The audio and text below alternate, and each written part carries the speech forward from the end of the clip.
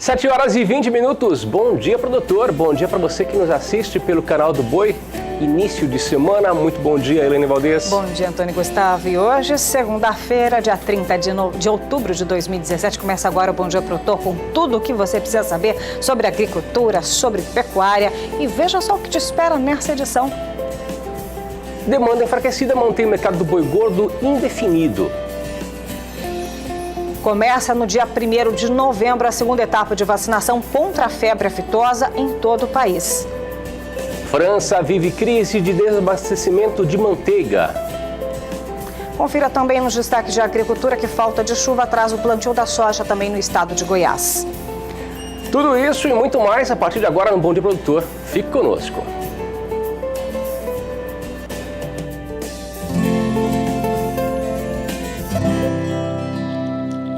Acorda que o galo já cantou e o sol já vem fazer brotar mais um novo dia. Lenha no fogão, café pra esquentar e a bicharada no quintal.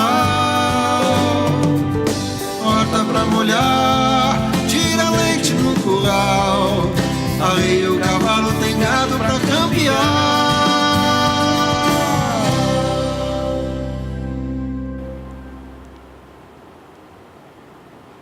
E mais uma semana começando, graças a Deus. E vamos ver então os destaques da sexta-feira para a movimentação do mercado do boi gordo, que seguiu também a trajetória na semana passada. Pouca movimentação. Para você de casa ter uma ideia, das 32 praças pesquisadas pela Scott Consultoria, uma registrou queda e 4 registraram altas. Detalhes a gente vai ver agora no detalhamento da análise da Scott Consultoria. Veja só. Olá, meu nome é Berville Neto, sou médico veterinário e consultor da Scott Consultoria. Hoje eu vou falar um pouco a respeito do mercado do boi gordo nesta sexta-feira, 27 de outubro de 2017. Bom, o que nós temos observado é um cenário ainda de testes de valores menores por parte de boa parte das indústrias, mas alguns frigoríficos, agora considerando São Paulo, alguns frigoríficos já pagam acima da referência. Então, provavelmente esperando uma dificuldade nas compras nos próximos dias. Na próxima semana nós teremos o feriado, na quinta-feira, que praticamente vai reduzir em 2 dias as compras das indústrias, e isso faz com que os frigoríficos já fiquem um pouco mais atentos quanto às suas programações. Em geral, as programações não estão apertadas, atendem em torno de 5 a 6 dias, mas esses casos de valores maiores aparecendo já mostram essa preocupação. O cenário geral é de um mercado andando de lado, com testes de valores menores mais frequentes do que esses valores superiores que apareceram. Então, o cenário está um pouco indefinido e vamos acompanhar o que acontece na próxima semana. Bom, por hoje é só. Meu nome é Berville Neto, sou médico veterinário e consultor da Scott Consultoria. E depois da avaliação de mercado com relação ao mercado do boi gordo, fechamento da última sexta-feira, hora de saber como está avaliado a sua boiada. Vamos saber através da relação de troca entre boi gordo e gado de reposição. Nós começamos pela região sudeste do país. Vamos lá para Minas Gerais, região sul de Minas Gerais. A cotação do boi gordo fechou na última sexta-feira a R$ 132,50 o preço da arroba. Já o boi magro fechou a 1.670 unidades. Na relação de troca ficou um boi gordo para compra de 1,4 boi magro. Com o garrote de até 18 meses avaliado em 1.410, a relação de troca ficou um boi gordo para compra de 1,6 garrote. E já o bezerro de até 12 meses, segundo a Scott Consultoria, esteve avaliado em 1.180. Na relação de troca ficou um boi gordo para compra de 1,9 bezerro. Vamos agora saber como fica a situação no Rio de Janeiro. Podemos mudar o mapa aqui. Vamos lá para o Rio de Janeiro, onde fechou a arroba do boi gordo na última sexta-feira a um preço de R$ 133. O boi magro esteve cotado em 1.720. A relação de troca é de um boi gordo para adquirir 1,3 boi magro. Já o garrote valendo 1.430, a relação de troca é de um boi gordo para compra de 1,6 garrote. E o bezerro de até 12 meses esteve avaliado no Rio de Janeiro na última sexta-feira a R$ 1.200 a unidade. Na relação de troca ficou um boi gordo para aquisição de 1,9 bezerro. Vamos ver agora em São Paulo como fica essa relação de troca como parâmetro a cidade de Barretos, no interior paulista. Lá fechou o boi gordo a R$ 137 a arroba na última sexta-feira, já o boi magro fechou a 1.740. Na relação de troca ficou um boi gordo para aquisição de 1,3 boi magro, com um garrote valendo 1.460. Na relação de troca ficou um boi gordo para compra de 1,6 garrote. E o bezerro de até 12 meses esteve avaliado em Barretos a R$ 1.220. Já na relação de troca ficou um boi gordo para aquisição de 1,9 bezerro. Você acompanhou a relação de troca com dados apurados pela agência Scott Consultoria, mas agora você acompanha os preços do boi magro nas principais praças de produção do país.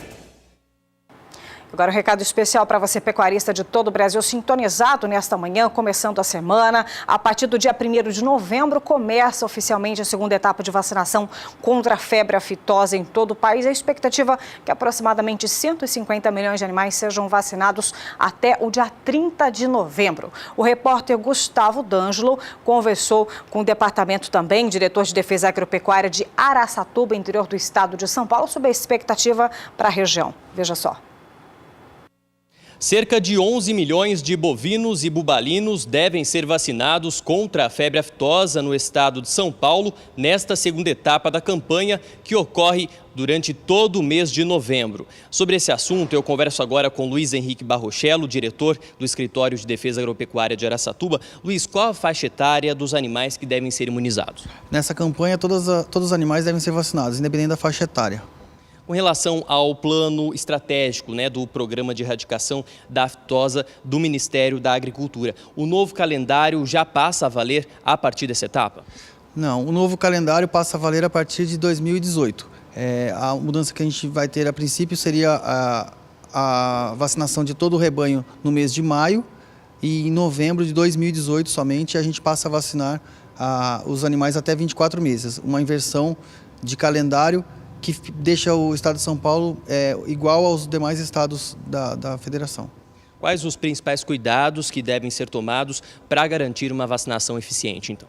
Os principais cuidados é separar os animais por categoria antes de realizar a vacinação, escolher um horário com a temperatura mais amena, manter as vacinas acondicionadas no isopor e a seringa quando não estiver em uso, temperatura em torno de 2 a 8 graus, não deixar congelar essa vacina e escolher a tábua do pescoço para realizar a vacinação.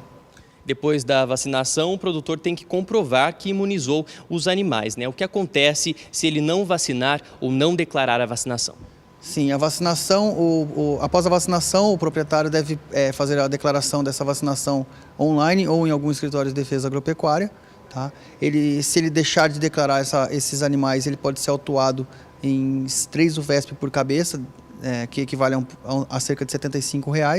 E se por acaso ele não comprar a vacina até o dia 30, ou não vacinar esses animais até o dia 30, ele pode ser autuado em 5 UVESP por cabeça, o que equivale em torno de R$ 125 hoje, mais ou menos. Tá certo, Luiz. Obrigado pelas informações. Lembrando, então, que a campanha ocorre de 1º a 30 de novembro e o produtor tem até o dia 7 de dezembro para comunicar a vacinação ao órgão oficial de defesa agropecuária ou através do sistema informatizado GEDAV. Gustavo D'Angelo para o SBA. E para você começar muito bem a sua semana, nada melhor do que você ter um parâmetro de como vai ficar a previsão do tempo na sua região.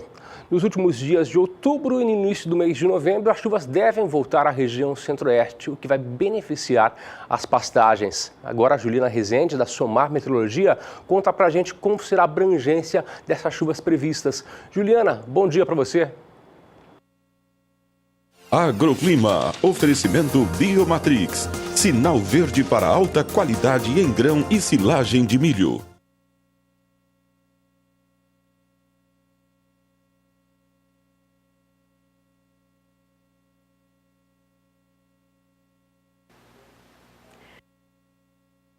Olá, bom dia a todos. Isso mesmo, agora nas próximas semanas e principalmente no decorrer dessa semana, a chuva vai conseguir garantir o aumento da disponibilidade hídrica do solo. Já durante os últimos dias, as pancadas foram fortes o suficiente, mas principalmente no Mato Grosso do Sul. Por conta disso, é que a umidade do solo por lá já está bastante elevada. Agora, no decorrer desta semana, a previsão de chuva abrangente nos 3 estados da região centro-oeste e pancadas mais fortes, especificamente entre o estado de Goiás, leste do Mato Grosso e também o extremo norte do Mato Grosso do Sul, onde os acumulados podem alcançar até 50 milímetros nessas áreas, enquanto que no norte de Goiás, previsão de chuva mais forte ainda e acumulados de até 70 milímetros. A partir da próxima semana, pouca coisa vai mudar na região centro-oeste, porque essa chuva vai seguir persistindo, os ventos no alto da atmosfera ainda vão seguir mantendo essas instabilidades na região. Ainda tem previsão de chuva forte no Mato Grosso e Goiás na maior parte, e os acumulados ainda devem alcançar até 70 milímetros. Então, no decorrer das próximas semanas, as instabilidades seguem abrangentes na região centro-oeste e com forte intensidade. Isso volta a trazer melhores cenários para os pastos que já vinham enfrentando dificuldade de crescimento por conta do déficit hídrico do solo, principalmente do Mato Grosso e também do estado de Goiás. Daqui a pouco eu volto com mais previsão do tempo. O Siga Maxicorte, ele monitora o programa de inseminação artificial em tempo fixo e joga diretamente no computador as informações e permite que o pecuarista tenha uma avaliação automática de como está a sua boiada. Quem falou mais sobre o assunto foi o jornalista Walter Pulga, que conversou com um técnico da MSD Saúde Animal. Veja a reportagem. Denis, vamos explicar o que é o SIGA, o que é esse sistema inteligente de gerenciamento de ATF, como funciona isso? O SIGA Maxicorte, Sistema Inteligente de Gerenciamento da Reprodução Animal, foi desenvolvido pela MSD em parceria com a Jaraembro, uma empresa parceira de médicos veterinários, parceiros da MSD, com o objetivo de ajudar o médico veterinário de campo a gerir toda a informação gerada dos programas de inseminação artificial em tempo fixo, da famosa IATF. Porque afinal são uma série de variáveis que envolvem o inseminador, o touro, o protocolo e os produtos utilizados, a época do ano, o score corporal dos animais, enfim, uma série de variáveis que interferem de forma positiva ou negativa no resultado final. E você pode ter associação, cruzamento dessas variáveis que podem ser o sucesso ou o fracasso de um programa. A gente quer proporcionar e ajudar o médico veterinário a ter mais uma ferramenta para poder trabalhar e gerenciar o seu programa de ATF. Agora, esse sistema inteligente de gerenciamento do IATF é destinado apenas ao veterinário, né? Não é distribuído ou concedido ao pecuarista diretamente. Exato. O sistema ele está disponível para os médicos veterinários parceiros da MSD Saúde Animal, de norte a sul do Brasil. Sem custo? Sem custo. E nós temos ele aberto ao uso para os produtos da MSD, mas também os produtos do mercado, porque a gente sabe que algumas fazendas têm preferência, são clientes daquele veterinário, mas têm preferência por algum outro produto. E do ponto de vista estratégico, isso é importante para nós, que nós conseguimos ter informações dos produtos do mercado e também dos produtos da MSD e fazer essa comparação. E por que a gente busca isso? Nós acreditamos muito na superioridade dos resultados dos protocolos de ATF da MSD. E quando a gente compara com os produtos do mercado, sempre ele tem se mostrado acima dessa média dos concorrentes. Bom, o SIGA, que é esse sistema inteligente, vou repetir, de gerenciamento de ATF, não é novo, já está há 2 anos no mercado. Ele já permite uma confiabilidade, houve uma checagem. O que você diz desses 2 anos de atividade do SIGA? Exato, ele foi lançado em julho de 2015, já viramos 2 ciclos, 2 anos safra, e nesse meio de 2017 estamos com mais de 100 mil fêmeas cadastradas, sendo que 82 mil estão com o diagnóstico de gestação fechado. Tem muito ainda para fechar diagnóstico, mas 82 mil já é uma base consistente de informação e nós confirmamos muitos dos resultados das pesquisas aplicadas a campo que fazemos com universidades, por exemplo, com o professor Pietro Baruzelli, confirmamos essas hipóteses das pesquisas dentro dos resultados de campo. Isso nos dá muita segurança para recomendar e sugerir os protocolos, os programas da MSD no campo. Bom, para o veterinário que é um parceiro, mas ainda não tem intimidade com o SIGA, qual é a melhor maneira para obter esse sistema de gerenciamento? Eu sugiro que ele procure o profissional, o consultor ou o coordenador de território daquela região que ele atua, atuante parceiro pela MSD, ou procure um funcionário da MSD, que ele concederá a licença mediante uma avaliação do perfil dele e do perfil da parceria de campo lá naquela região. Aí ele pode instalar no seu computador, sim, no seu tablet e fazer a coleta de dados. O software está disponível para computador, para sistema Windows. Ele não está disponível para tablet no momento, mas para o sistema Windows ele está disponível. É uma baita de uma ferramenta que gera relatórios e também fichas de campo para se trabalhar no curral.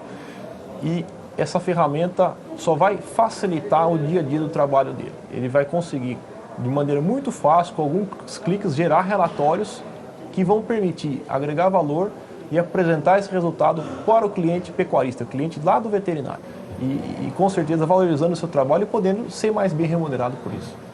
Você acaba de ouvir Denis Alves Antônio, ele é gerente de produtos da MSD. O SIGA é um sistema que pode ajudar e muito o veterinário no desenvolvimento da sua atividade durante aí, o IATF com os seus clientes. Passamos o recado? Passamos o recado, Pulga. Muito obrigado. Agradeço a presença do Denis aqui conosco. Vamos encerrando essa entrevista. Voltamos ao programa.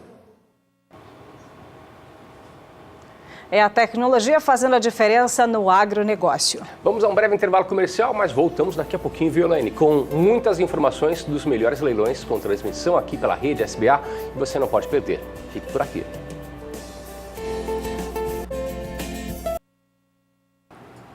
7h40 pelo horário brasileiro de verão. Seja muito bem-vindo. Começando essa semana aqui com um Bom Dia Produtor.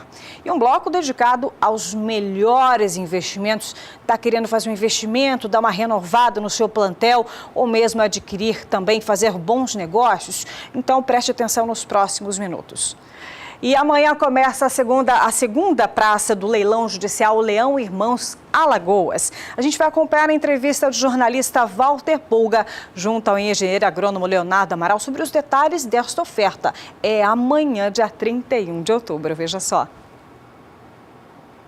Leonardo, obrigado por ter vindo, é um prazer recebê-lo aqui. Vamos explicar o que é essa área que será leiloada agora no final de outubro. Uma área muito boa, né? O que você me diz, você esteve lá acompanhando o que ocorre naquela região, é um bom negócio?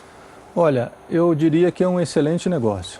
As áreas são consolidadas em cana já há diversos anos. A localização é espetacular, elas estão às margens da rodovia. O solo é um solo privilegiado, altitude, enfim, é uma área já consolidada em cana. São mais de 1.500 hectares, não? Sim, são 1.513 hectares. Existe um bloco que, em torno de 1.400 hectares, que é uma área contígua, né, muito bem localizada e que está, né, que forma... Não foi abandonada, né? Vamos mostrar essa área? Vamos lá. Nós temos uma gravação que foi feita lá. Veja, fica perto da rodovia, é área bem próxima de acessos fáceis, não, Leonardo? Os municípios, elas estão localizados no município vizinhos de Maceió, né, no caso Satuba, e aí toda a área mecanizada, as áreas ambientais são todas respeitadas, como você disse, as áreas não estão abandonadas, existe inclusive glebas que estão sendo plantadas, né, nesses dias, né, foram plantadas agora no mês de setembro. Não há, vamos dizer, problemas nessa área que, a princípio, a AgriPlanning tenha constatado? Não. Hoje, um grande problema nas áreas de cana e na agricultura como um todo seriam a questão ambiental, né? E todas essas áreas... Os comprometimentos com o meio ambiente, cumprir legislação... Sim. As áreas possuem CAR, estão regularmente inscritas no CAR. Não existe invasão de APP, né, em áreas de preservação permanente.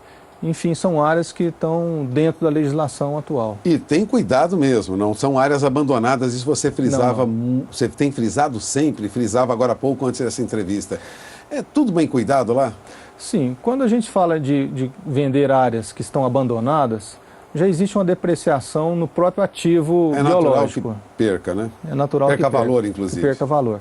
Mas as áreas estão sendo cuidadas, elas estão sendo, né, todas manejadas, controle de herbicida, controles de... Nós pegamos essa época que estava chovendo, né, existia inclusive controle de sistemas de conservação de solo, né, para preservar a questão de erosão. E essa é parte dessa área que desse bloco de 1.400 hectares. Né, existem canas, né, já no terceiro corte, tem canas no quarto corte e tem canas que estão sendo plantadas agora. Quer dizer, há uma estrutura, e é bem perto de Maceió, como você lembrava, não? Sim, são áreas próximas de Maceió, que é a capital do estado, né, e a fácil acesso, a margem de rodovias. Margem de rodovias. São áreas favoráveis, não? Sim, são áreas favoráveis. E já há trabalhadores na região já acostumados a lidar com essa atividade. Sim. Já há muitos anos, não? Sim, não há problemas de mão de obra, de escassez de mão de obra lá. Né? Inclusive não existem litígios, em discussão na justiça, problemas de invasão de terras, não estão próximas a parques ambientais. Que você esteve lá, né? As imagens mostram aqui, você tem na tela. Leonardo esteve lá. Sim. Apurando detalhes Sim. dessa terra, a qualidade dessa terra. Viu? A terra tem uma qualidade diferenciada, não?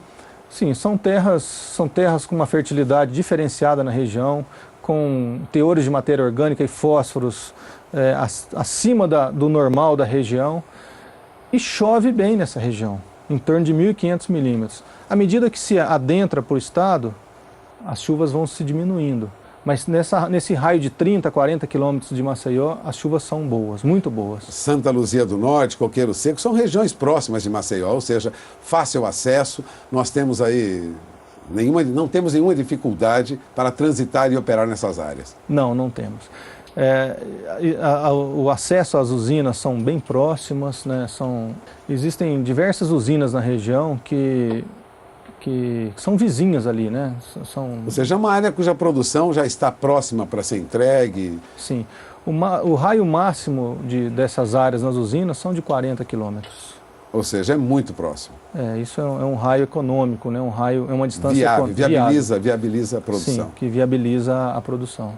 Bom, temos esse leilão, ocorre agora no dia 31 de outubro, né? Sim. Pela Superbid. Você acompanha o Canal do Boi, fará divulgação do resultado desse leilão, acompanhe esse leilão. O que você deixa de mensagem para quem estiver interessado nessa área, Leonardo? São áreas que é uma oportunidade excelente.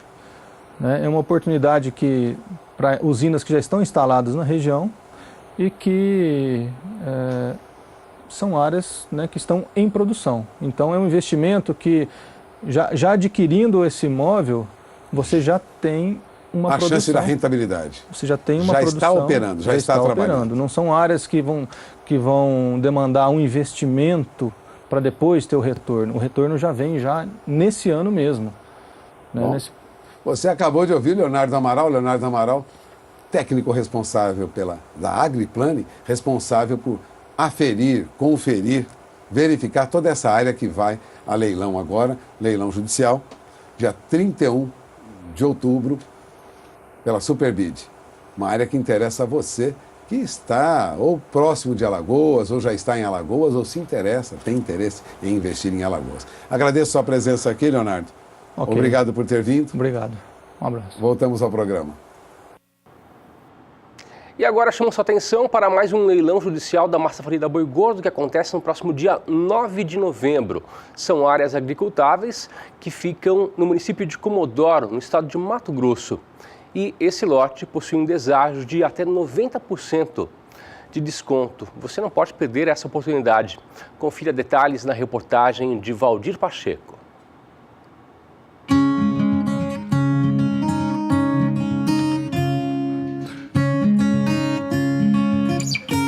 A Chapada dos Parecis, nesta estação da primavera, é um verdadeiro santuário ecológico, onde fauna e flora manifestam toda a sua beleza. A Chapada está localizada no sudoeste de Mato Grosso, no corredor da BR-364, que abrange 4 municípios produtores: Campo Novo do Parecis, Sapezal, Campos de Julho e Comodoro, formando assim o grande polo de produção com soja, milho, pluma de algodão, girassol, cana para a produção de etanol e açúcar. A região está em pleno plantio da safra 2017-2018 com a cultura da soja, e na sequência vem o plantio da segunda safra com milho e algodão. Mato Grosso se tornou um grande produtor de grãos, mas na região falta armazém para estocar toda essa produção. O milho na safra passada em muitas regiões ficou estocado a céu aberto. E é exatamente aqui no município de Comodoro que está a joia da coroa, a melhor fazenda da massa falida Boi Gordo. A Fazenda 8 possui uma unidade de armazém graneleiro com capacidade para 1 milhão de sacas com fundo formato V, o que facilita o escoamento dos grãos.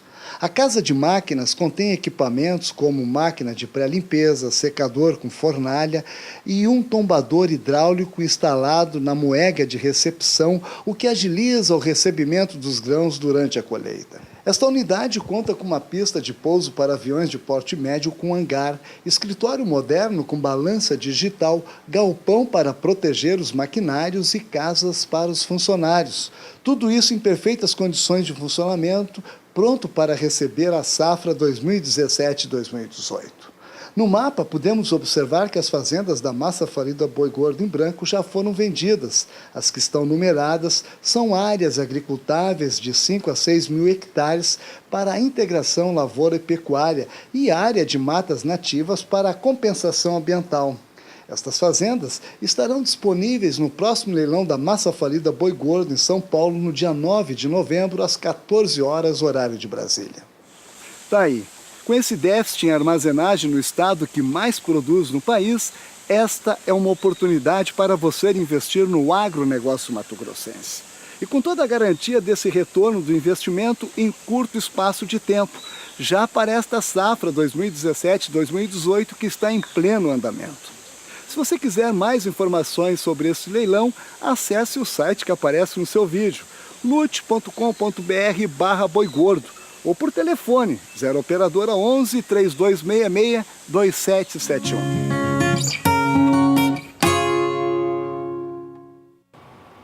Agora eu vou mostrar para você algumas particularidades que vêm sendo desenvolvidas lá no projeto Nelore do Golias, que tem sede na fazenda Água Branca, em Birigui, interior do estado de São Paulo, onde recentemente recebeu a visita de um grupo de argentinos para conhecer o trabalho que é desenvolvido por lá. Eles experimentaram, por exemplo, os produtos derivados do leite, saborearam o leite de Nelore e se surpreenderam também com a qualidade da carne. Gustavo D'Angelo mostra para você. O grupo, composto por produtores e técnicos argentinos, veio ao Brasil para percorrer um roteiro turístico com visitas a vários sistemas de produção. Um dos destinos foi a fazenda Água Branca, para conhecer o projeto Nelore do Golias. E não tinha melhor maneira de receber Los Hermanos se não fosse com essa mesa repleta de produtos feitos com leite de vacas que integram o programa. Tudo preparado com muito carinho pela Márcia. Em primeiro lugar, nós preparamos assim, o requeijão, né, que já virou tradição.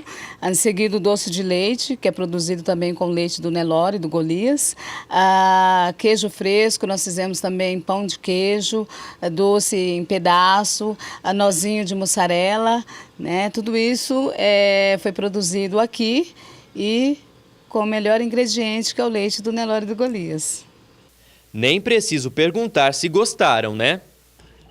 Gostei do doce de leite. Sabemos que na Argentina tem várias fábricas de doce de leite com bons sabores. Fiquei muito surpreendido por ser leite de Nelore. Muito bom o queijo, fiquei surpreendido pela qualidade. Muito bom, muito gostoso. Fiquei surpreendido pelo sabor. Mas o sabor é muito gostoso, muito gostoso. Eu estou tentando levar a Márcia para lá, para a Argentina, para ela cozinhar lá. Depois, os visitantes foram para o curral da fazenda. Lá tiveram a oportunidade de ver de perto a produção de leite das vacas Nelore. Em seguida, o professor José Fernando Garcia, da Unesp de Araçatuba, apresentou alguns animais que integram o projeto e explicou o foco do trabalho de seleção genética desenvolvido por aqui. E aqui tiveram a oportunidade de vir passar algumas horas nesse projeto Nelore do Golias, onde nós também atuamos desenvolvendo ferramentas ou estudos na área de genômica. O foco do Nelore do Golias é a produção de animais bem padronizados, bem uniformes e que tenham características de qualidade da carne bem auditadas, né? Porque esse é o Brasil real, o Brasil que paga a conta, o Brasil que trabalha, seja qual for o governo que estiver lá em Brasília. E é um Brasil que a gente pode mostrar com orgulho de que está sendo realizado aqui um trabalho que vai desenvolver a raça Nelore, vai, através de ciência, tecnologia e muito trabalho, conseguir melhorar a qualidade da carne que vai para a mesa do consumidor. Após visitar a fazenda e conhecer o projeto, o grupo argentino veio para este restaurante em Araçatuba degustar alguns cortes de carnes Nelore do Golias, porque é no prato que realmente se comprova a qualidade do produto. O Fabinho nos brindou com alguns cortes de um abate do Golias e eles vão avaliar, vão experimentar e o que chama muito a atenção é o sabor diferenciado dessa carne, até pelos níveis de marmoreio e pela maciez. Estou surpreso com a qualidade do trabalho genético que conseguiram fazer com a qualidade da carne, particularmente com relação à maciez. Nós estamos acostumados na Argentina com carne macia e me impressionou o trabalho realizado aqui. O sabor é um pouco mais forte, mas a maciez está presente. Tive a experiência de visitar o Brasil no ano passado e pude perceber os avanços que se está conseguindo nesse setor. Se competimos em futebol e agora na qualidade da carne, temos que tomar cuidado. Está aprovado. O Nelore era uma raça que na Argentina não temos muito analisado, mas a visita a essa fazenda mudou totalmente minha opinião. Pode-se perceber que há muito avanço no melhoramento genético da raça. Provei a carne e percebi que está nivelada com o Angus, ou seja, são poucas as diferenças para destacar. Provei a carne e estou positivamente surpreso. Muito bom. Eles puderam ver que a realidade e o que o Nelore do Golias tem feito é uma quebra de paradigma, mostrando que é possível produzir leite de Nelore, é possível produzir uma carne macia e é possível produzir uma carne saborosa. E essa seleção genética está aí bem próximo de você, não é mesmo? É isso mesmo. Amanhã, às 8h30 da noite, teremos o leilão do Nelore do Golias. Na oferta, 30 touros, 5 novilhas e 5 matrizes. Você tem agora imagens das ofertas e nós voltamos daqui a pouquinho, após o intervalo, com o quadro Gestor e Você. Você não pode perder. Portanto, o leilão virtual Nelore Golias é hoje, viu? A partir das 8h30 pelas lentes do Canal do Boi. Não saia daí, a gente volta já já.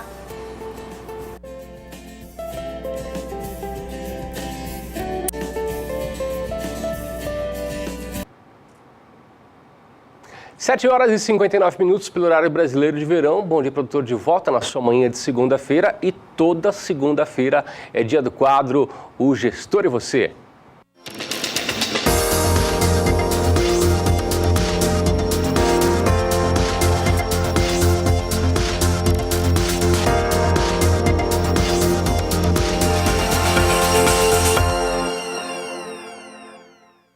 E o quadro Gestor e Você é o quadro onde você tira dúvidas com relação à gestão da sua propriedade rural, através do nosso WhatsApp, que é o 67992647810. E hoje o nosso assunto é sobre parcelamento de multas ambientais. Já existe uma normativa onde o produtor pode parcelar essas dívidas com a União com relação às multas. Estou aqui recebendo o Pedro Putini Mendes, gestor da empresa GER, Gestão Estratégica Rural. Bom dia, Pedro, tudo bem? Bom dia, Antônio.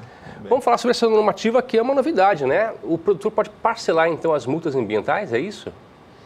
Bom dia. Sim, o produtor pode parcelar as multas ambientais. A primeira das novidades é a Instrução Normativa número 10, de 30 de agosto de 2017, do IBAMA. Essa é especificamente do IBAMA, exatamente. Essa é a primeira das novidades. Essa Instrução Normativa ela estabeleceu o Programa de Regularização de Débitos junto à IBAMA, não tributários, ou seja, aqueles débitos oriundos de multas ambientais que ainda estão em recurso, que ainda estão em discussão, né, que ainda não se encerrou essa fase recursal. Então, são créditos ainda não inscritos em dívida ativa. Essa é a primeira das novidades. E para quem já negociava esse parcelamento, Pedro, o que acontece? Bom, e aí para aqueles produtores que já tinham um parcelamento em andamento, não há problema. Esse débito inclui aquelas multas até 31 de março de 2017 que estavam sendo objeto de parcelamento e que não estavam ajuizadas. E o prazo de adesão a esse programa de regularização é 120 dias da instrução normativa, então acaba dia 30 de dezembro desse ano, né? Atenção produtor, até dia 30 de dezembro desse ano para fazer a adesão a este programa de parcelamento. E com essa nova normativa, como fica o pagamento para quem vai efetuar esse pagamento parcelado? A gente preparou uma tela, né, com relação às condições de pagamento, se a gente puder mostrar essa tela aí com quais são as condições. Bom, então as condições de pagamento são 4, né? O que varia são a prestação, é a primeira parcela, é o mínimo.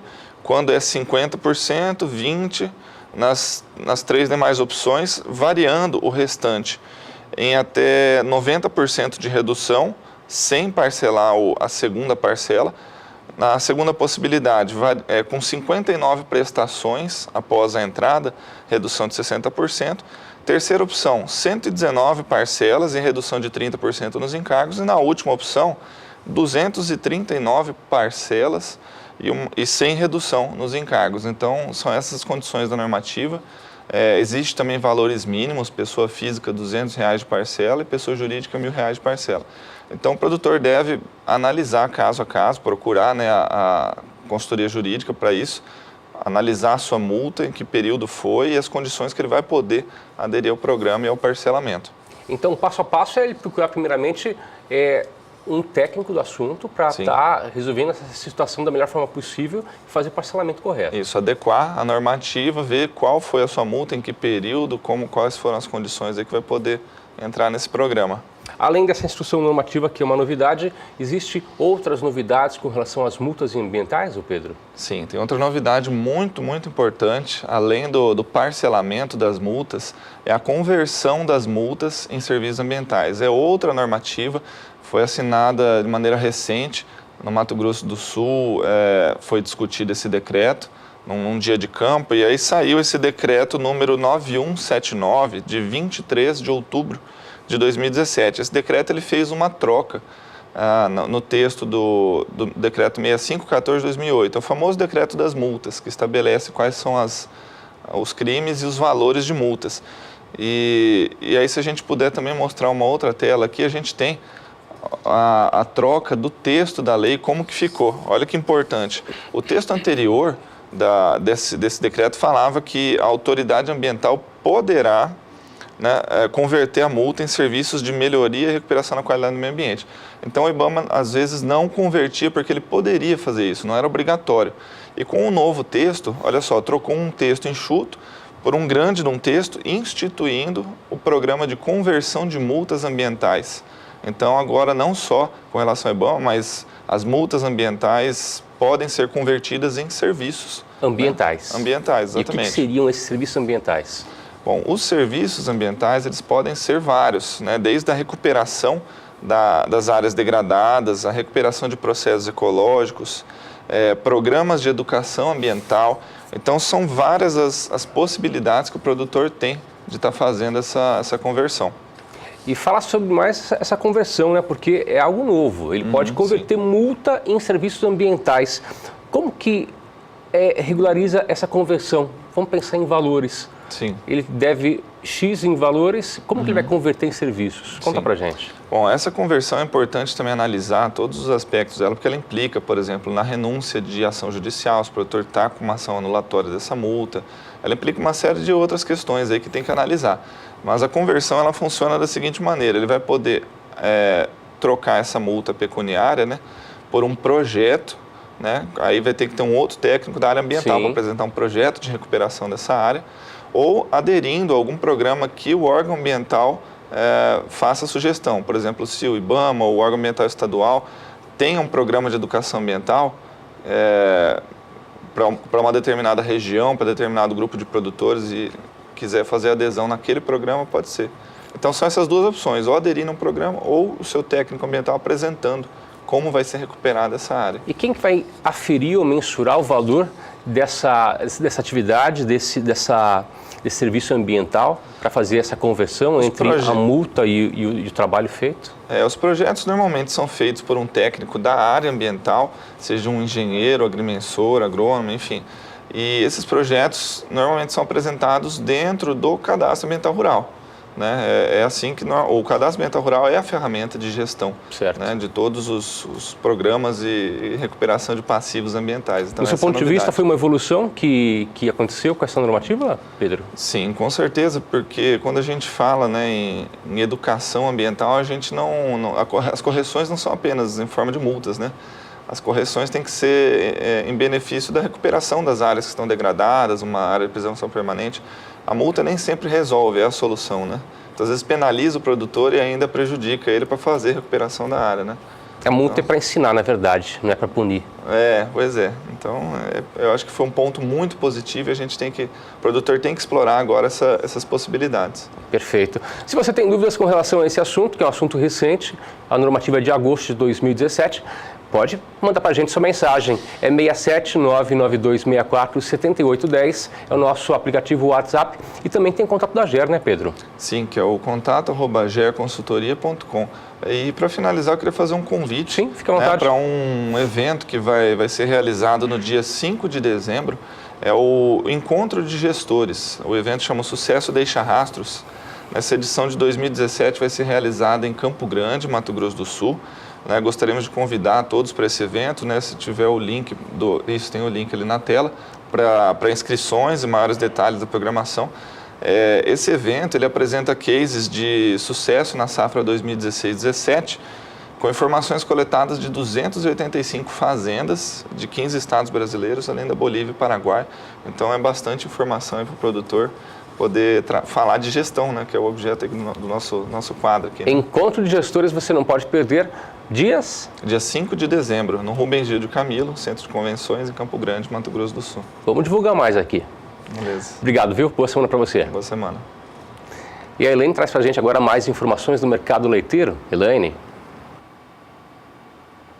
Vamos dar um giro internacional, ver também que não só o Brasil passa por dificuldade do setor, mas na França, por lá também eles vivem o pior período, a pior crise de desabastecimento de manteiga desde a Segunda Guerra Mundial. O desabastecimento, que já se espalhou por todo o país, é resultado da queda na produção leiteira no país e também da crescente demanda por manteiga em todo o mundo. Diante da escassez, alguns fornecedores interromperam ou mesmo diminuíram as suas entregas, enquanto outros decidiram repassar os custos mais altos para os revendedores e clientes. Os preços do produto mais do que dobraram nas últimas semanas. O custo da manteiga industrial aumentou de 2.500 euros ou R$ 9.500 a tonelada em abril de 2016 para 7.000 euros ou R$ 26.700 no segundo semestre deste ano. Para efeito de comparação, no estado de São Paulo, segundo o Instituto de Economia Agrícola, a média do preço do quilo da manteiga nos últimos dias do mês de outubro chegou a R$ 18,67. Alguns supermercados, incluindo em áreas historicamente produtoras de manteiga, como a Bretanha ou a Normandia, tiveram que colocar notas em suas geladeiras, se desculpando pela falta do artigo. O Ministério da Agricultura e Alimentação da França reforça ainda que o desabastecimento não irá durar, já que a produção leiteira em breve deve se estabilizar. Contudo, indústrias e agricultores alertam que a situação poderia continuar como está até o final deste ano de 2017. Portanto, desabastecimento de manteiga lá na França. Falando em leite, vamos acompanhar cotações dessa vez nas principais praças produtoras aqui do país.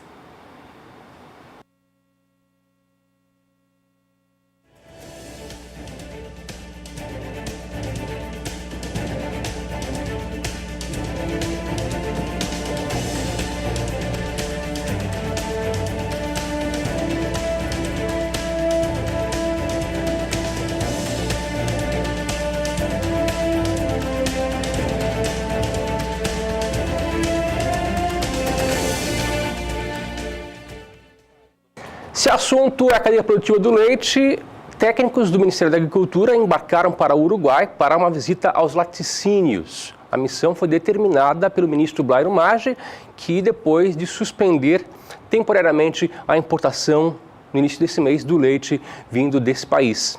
O governo brasileiro chama essa missão de rastreabilidade do leite uruguaio. As informações na reportagem de Odacil Canepa. Nesta segunda-feira, uma missão de técnicos do Ministério da Agricultura embarca para o Uruguai, onde estão programadas visitas a laticínios e ao Departamento de Agricultura daquele país. O governo brasileiro chama a missão de rastreabilidade do leite importado.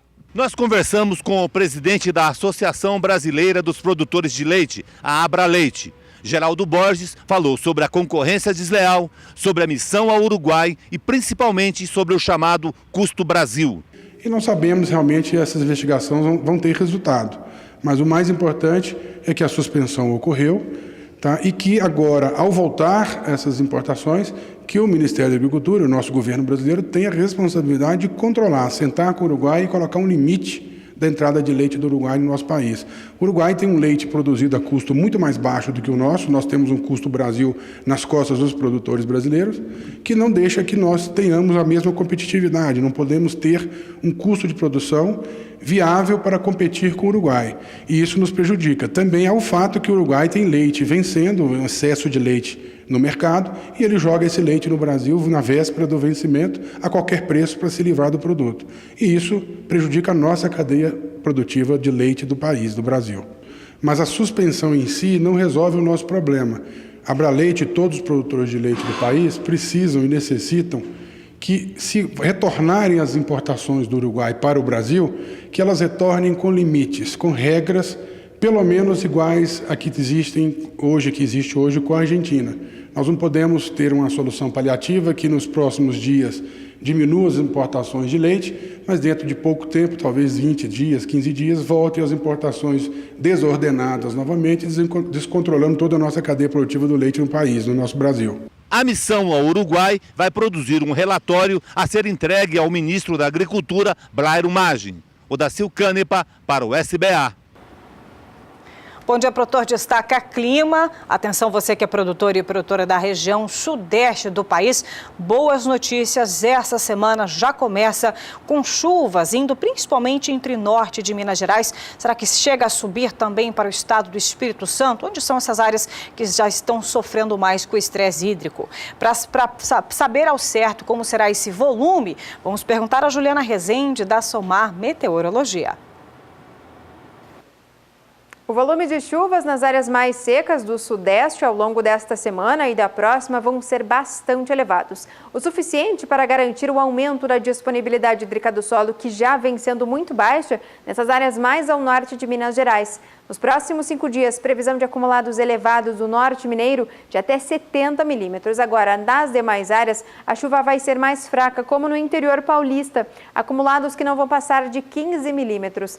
No decorrer da semana seguinte, essa chuva agora ainda vai seguir com forte intensidade na metade norte do estado de Minas Gerais. Os acumulados ainda devem seguir em torno de 70 milímetros, enquanto que no Triângulo Mineiro e também no centro do estado de Minas Gerais, as chuvas fortes ainda garantem pancadas que podem acumular até 50 milímetros.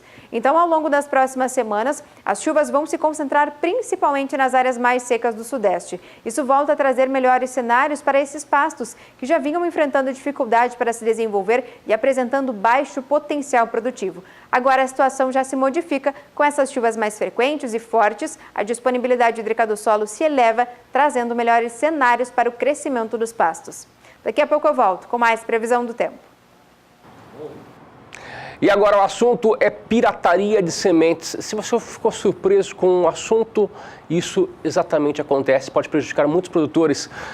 Quer saber mais detalhes sobre o assunto? Confira agora com o Guilherme Beretta, da GM Pasto, que traz para você informações importantes. Guilherme, muito bom dia para você, boa semana. Obrigado, Antônio. Bom dia a você também, bom dia a todos, bom dia, Elaine. Olha, um assunto bastante importante, viu, Antônio? Infelizmente, no setor de semente de pastagem também há essa questão de adulteração de sementes, a pirataria propriamente dito. E isso faz com que você, produtor rural, tenha prejuízo, todo o setor tenha prejuízo, desde quem fomenta a pesquisa, aquele produtor de semente e também o consumidor final. E sem dúvida nenhuma, a gente sabe como evitar a pirataria. É justamente elegendo boas empresas, consolidadas já no mercado nacional, fazendo com que você tenha aí um produto de alta qualidade e que tudo isso reverta em semente de boa qualidade e formações aí na sua pastagem. Sem dúvida nenhuma, a Germipasto é uma das 31 integrantes aí da Unipasto, né, que é um seleto grupo de empresas que fazem parte dessa associação para justamente gerar recurso e fomentar a pesquisa. E em parceria com a Embrapa, anualmente nós lançamos, né, a Embrapa na verdade lança novas cultivares e tudo isso fica à disposição daquele produtor rural. Então não perca tempo, meu amigo produtor rural, você que quer uma semente de boa qualidade, você que quer um produto que vai dar resultado aí na sua pecuária, basta entrar em contato com a central de vendas da Germipasto. Olha, meus amigos, eu trouxe uma matéria que é uma entrevista feita com alguns pesquisadores aqui na Embrapa Gado e Corte, e o nosso amigo Éder Campos esteve lá falando exatamente sobre esse assunto. Dá uma olhada aí.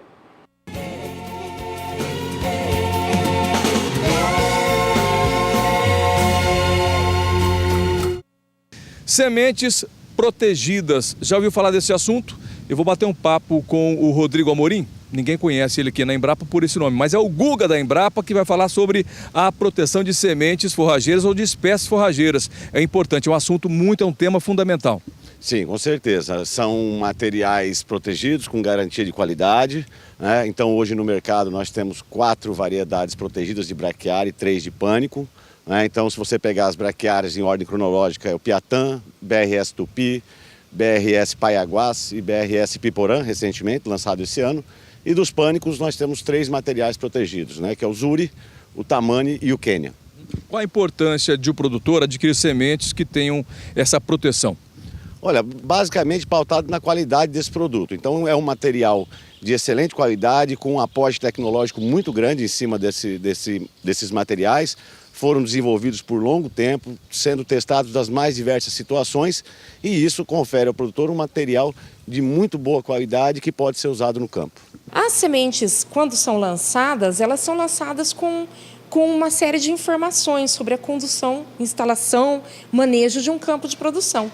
A utilização de sementes piratas, o produtor incorre em uma série de erros, né? Para começar, ele não vai ter certeza da origem genética daquele produto que ele está comprando. E, via de regra, uma semente pirata não passou pelos outros trâmites de fiscalização, escapou. Então, não vai estar obedecendo a legislação e as instruções que informam o mínimo necessário para a comercialização de uma semente forrageira. Por exemplo, padrão mínimo de pureza, padrão mínimo de germinação ou viabilidade e também com relação às nocivas, que são as plantas daninhas, toleradas e proibidas, fora o problema genético da composição genética daquele material. Então, você não vai ter certeza também de como conduzir o seu pastejo. Quem perde com a pirataria de sementes? Na prática, todos os elos perdem. O obtentor, que seriam as instituições de pesquisa que desenvolvem a cultivar, porque não arrecadam os royalties pertinentes. O parceiro, que é aquele que tem a obrigação da comercialização do produto dentro dos padrões, e também o consumidor. E o governo perde pela falta de arrecadação de impostos, porque sementes piratas são comercializadas de maneira clandestina. Essas sementes têm que ser fiscalizadas, comprar de empresas idôneas, né? As cultivares de preferência, as que estão ainda protegidas de parceiros, e aquelas que não, de empresas idôneas. A Unipasto é um grande parceiro da Embrapa, com relação a tanto fomentar a nossa parte de pesquisa, como difundir esses materiais no Brasil. Como são um grande número de empresas, tem uma capilaridade muito grande no mercado nacional, então essas empresas são autorizadas, elas pagam royalties, então elas trabalham sério com isso para difundir esses materiais que nós lançamos para toda a cadeia produtiva de bovinocultura do Brasil. A Unipasta é uma associação de mais de 30 produtores de sementes, né? Então, a semente de alta qualidade, tem que ter certeza que são eles que estão comercializando essa semente. Cuidem bem para comprar apenas semente certificada pela Unipasta.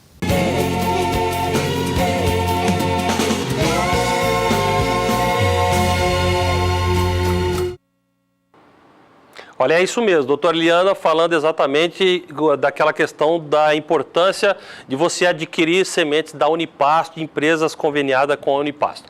E a Germipasto é uma delas, e aí você pode depositar toda a sua confiança. Lembrando que hoje nós trabalhamos com 19 cultivares, 3 apresentações e tudo isso à sua inteira disposição, meu amigo produtor rural. Operadora 67 3389 6700, essa é uma ligação local para aquele produtor que estiver aqui em Mato Grosso do Sul, onde está sediado a Germipasto, e um segundo número, esse para o resto do Brasil, 0800 647 0050. Se você preferir, o nosso endereço eletrônico, ali você vai encontrar dúvidas que você tenha, você pode enviar essa dúvida para a gente. Característica de forrageiras, né? Muitas vezes você quer saber mais sobre precipitação pluviométrica daquela forrageira, produtividade, no nosso site aí, o germipasto.com.br, nós temos todas essas informações.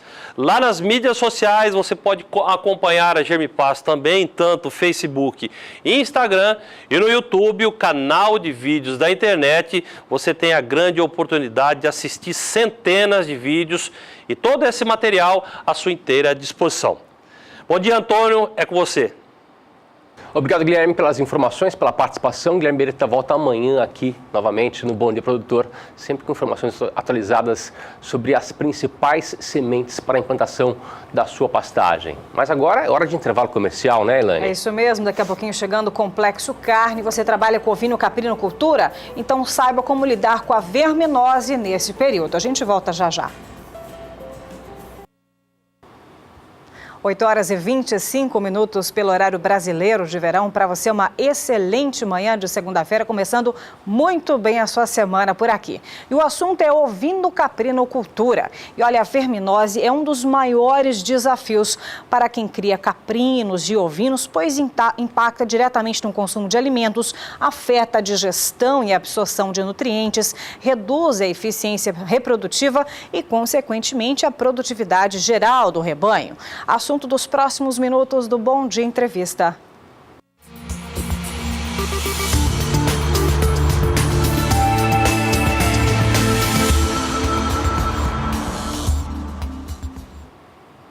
E para orientar melhor sobre como deve ser resolvido esse problema para quem trabalha com ovino-caprinocultura, estamos aqui recebendo em nossos estúdios um médico veterinário, professor e também coordenador de projetos do Centro Tecnológico de Ovinos da Uniderp, o Dr. Marcos Barbosa Ferreira. Bom dia, professor Marcos. Seja muito bem-vindo aqui aos nossos estúdios. Muito obrigado. Então, começam as chuvas, aumentam-se também as incidências. E quais são os principais parasitas dos ovinos? Em primeiro lugar, o que causa maior espoliação chama-se Homunculus contortus. Ele tem um intestino de forma espiralada quando você olha o verme e por causa disso se chama de contortus. Contortus. E esse intestino é vermelhinho porque está cheio de sangue. Então ele é o nosso vampiro, entre aspas, fica lá no abomaso. E ele suga muito sangue, não só um, né? Porque há uma infestação grande. Infestação, esse é o problema, né? Exatamente. Se fosse só um, não teria nem... Ele passava em branco, mas o problema é que ele infesta em grande quantidade e aí o animal acaba sendo muito espoliado, levando a anemia. O animal morre de anemia mesmo. Isso que eu ia te perguntar, como que ele age então no organismo do animal, até para o produtor, às vezes só olhando para o animal, ele já consegue identificar que tem algum tipo de verminose prejudicando o animal? Uma das estratégias de controle é nós fazermos acompanhamento do animal, né? Então, quando você repara que os animais estão sempre com uma diarreia, estão perdendo produtividade, é sempre bom a gente fazer um levantamento. Uma das coisas mais rápidas que a gente faz é olhar a mucosa. Né? Então, quando o animal está anêmico, a mucosa sai de um rosa brilhante e vai indo para branco, pálido. Em umas fases mais agressivas, ele tem uma perda de água, né? Ele dá um edema, uma perda de água de dentro dos vasos sanguíneos, vem para a pele, e a gente vê uma papeira chamada, né? Um edemazinho embaixo. Isso daí já é um caso que o animal já está entrando num caso grave. Já um pouco pior, então. Aí você já tem... Ainda dá tempo de tratar, né? Entrar com um vermífugo de amplo espectro, na realidade um vermífugo que funcione, porque a gente está com uma falta de produtos no mercado hoje. É mesmo? Por uma outra preocupação? Sim, por causa do uso indiscriminado. Criou-se há muito tempo atrás uma falsa verdade que a ovinocultura, na ovinocultura você tinha que todo mês vermifugar os animais, o rebanho todo. E não é assim. Não, o uso indiscriminado de vermífugos levou à resistência da verminose contra os vermífugos, né? De maneira geral, principalmente hemôncos contortos. Então existem poucas moléculas hoje no mercado e por ser mais recentes elas têm um custo alto. Custo alto você comprar o montante, mas ele não sai caro quando você põe a dose por animal, né? E você tinha me perguntado de outros vermes. Isso que eu ia te falar. E quais são, além do vampiro, quais outros? Nós temos o Trichostrongylus, né? Ele fica também lá no intestino, ele não expolia tanto no sangue, mas eles competem por nutrientes nos animais. E mais um que é muito parecido com a tênia que nós temos. Sim. Né? Ele é um verme comprido, uma fita comprida, chega a 2,5 metros dentro do animal. E aí ele fica também no intestino delgado e ele fica competindo com a alimentação. Esse daí, por exemplo, ele não suga nada, ele absorve pela pele dele. Caramba! Né? E chega a ter tanto dele que acaba obstruindo o intestino. E o animal pode morrer por obstrução. Né? Mas de longe, o que está em primeiro lugar lá no pódio é o hemôncos contortos. Que é o... Esse é mais problemático. Mas quando você usa... O nome, um vulgo? Não, ele não tem. A doença acaba sendo hemoncose, por causa do nome dele. Tem um nome que em inglês chama ringworm, né? Aqui antigamente chegaram a traduzir com verme do pau do barbeiro, né? Porque nos Estados Unidos existem na frente das barbearias aquele postezinho vermelho e branco. Sim, é verdade. Né? Só que você não consegue ver ele, porque ele não é fácil de ver. A amoniese, às vezes, o animal expele. No caso do hemôncos, quando o animal morre, você faz uma necropsia, abre o abomaso dele, você vê uma quantidade, uma infinidade de vermes mexendo ali, né? E aí, nesse momento, você fala, olha, é só uma constatação. Agora, vermífugo... E como que a gente faz para tratar? Bom, isso a melhor coisa... Como que significa, como que a gente vê a influência, como tratar disso também, queda de né? desempenho, animal com pelo arrepiado, triste, anêmico. A gente tem um método que a gente faz, chamado método Famacha, que pega todos os animais, vai passando e vai olhando o olho, separa esses animais, tá? O ideal é colher fezes e fazer o exame de ovos por grama. De quanto em quanto tempo é o ideal, professor? Existe isso? O ovinocultura é fácil de lidar porque o animal é fácil. Você pega ele, não é igual a um boi que você tem que laçar. Então, periodicamente, quem já trabalha com ovinocultura, no dia a dia, já consegue observar os sinais que os animais estão dando. Então, a gente passa todos os animais, olha o olho deles, separa esses animais. O que já tiver com papeira, a gente já trata de vez, né? Pesa ele e faz o tratamento. E os outros, a gente escolhe os que são suspeitos, nós escolhemos as fezes e mandamos para o laboratório. E quem tiver já um microscópio na fazenda, já é fácil de fazer. Facilita já, né? Tem uma receitinha de você fazer, pega as fezes, pesa junto, faz um diluído e olha no microscópio com uma lâmina específica. E ali você conta a quantidade de ovos. A gente consegue identificar visualmente da família do hemôncos, da família dos estrôngilos, da amoniese, né? A gente consegue identificar e, no final, multiplica essa quantidade de ovos por 50, né? Por 100 no final, e dá a quantidade de ovos. Acima de 500 ovos por grama de fezes, nós tratamos. Aí você trata só os animais doentes. Os que não são doentes você não trata, porque senão você continua correndo o risco de criar resistência. Né? Ó, o tempo aqui é muito curto, eu tinha umas 2, 3 perguntas para a gente aproveitar o conhecimento do professor, mas então só para a gente poder concluir, estamos começando esse período das águas, mais chuva, maior incidência de verminose. Dá uma dica então para o pecuarista, para o produtor que está aqui sintonizado, o que fazer, professor Marcos? Ovinocultura, você seleciona os animais existentes, não deixa os sensíveis se multiplicarem. Sensível, aquele animal você trata, ele volta a pegar verminose, trata, volta a pegar verminose. Se a alimentação não tiver em dia, água de qualidade, comida de qualidade, você vai ter uma recidivância sempre. Mas se tiver tudo em dia, animal bem alimentado, mas ele continuar adoecendo, você isola esse animal, não deixa ele se multiplicar, porque é uma relação muito grande entre resistência de animais. Então esses resistentes, eles vão responder muito bem se você estiver tratando muito bem esses animais com alimentação. Tá Basicamente certo. isso. Olha só, palavras de quem entende sobre o assunto. Nós conversamos com o professor, que também é médico veterinário e professor do curso de Medicina Veterinária da Uniderp, professor Marcos Barbosa Ferreira. Grato pelas orientações, viu? A gente vai continuar de olho. Vamos sim. Obrigado, bom dia. E por aqui, Antônio Gustavo está chegando com mais detalhes nesta manhã de segunda-feira. E agora o assunto é sobre investimento. Até o próximo dia 1º de novembro você tem a oportunidade de adquirir, pelas lentes do SBA, o melhor da raça Brangos. É uma parceria entre a Central Leilões e a Vitrine Leilões. É o Vitrine Brangos MS. Nós vamos agora até Araçatuba, até o interior paulista, onde está João Campo, que traz para a gente mais detalhes sobre essa parceria e sobre essa grande oportunidade. Ô João, muito bom dia para você. Muito bom dia a toda a audiência do Bom Dia Produtor. Estamos aqui direto de Araçatuba para já apresentar mais alguns animais, alguns dos lotes que são destinados à comercialização do preço fixo. Eu quero só lembrar que os lotes não comercializados aqui no preço fixo, eles irão ao martelo amanhã, a edição dos machos, e na quarta-feira, a edição das fêmeas. Sem muitas delongas, pode colocar o lote de número 5 para mim, Campo Grande, por favor? Lote de número 5 na bateria dos reprodutores. Aliás, nós temos inclusive já vários lotes comercializados, portanto você que tem interesse e precisa investir nessa genética, apresse-se, pega o telefone, liga na mesa operadora, porque rapidinho vai acabar e o que não for vendido vai ser destinado ao comercialização na forma de remate, aí o que vale é o maior lance. Aqui não tem lance, aqui você pega, liga, confirma o valor que inclusive está na tela, aliás, estará na tela a partir de agora.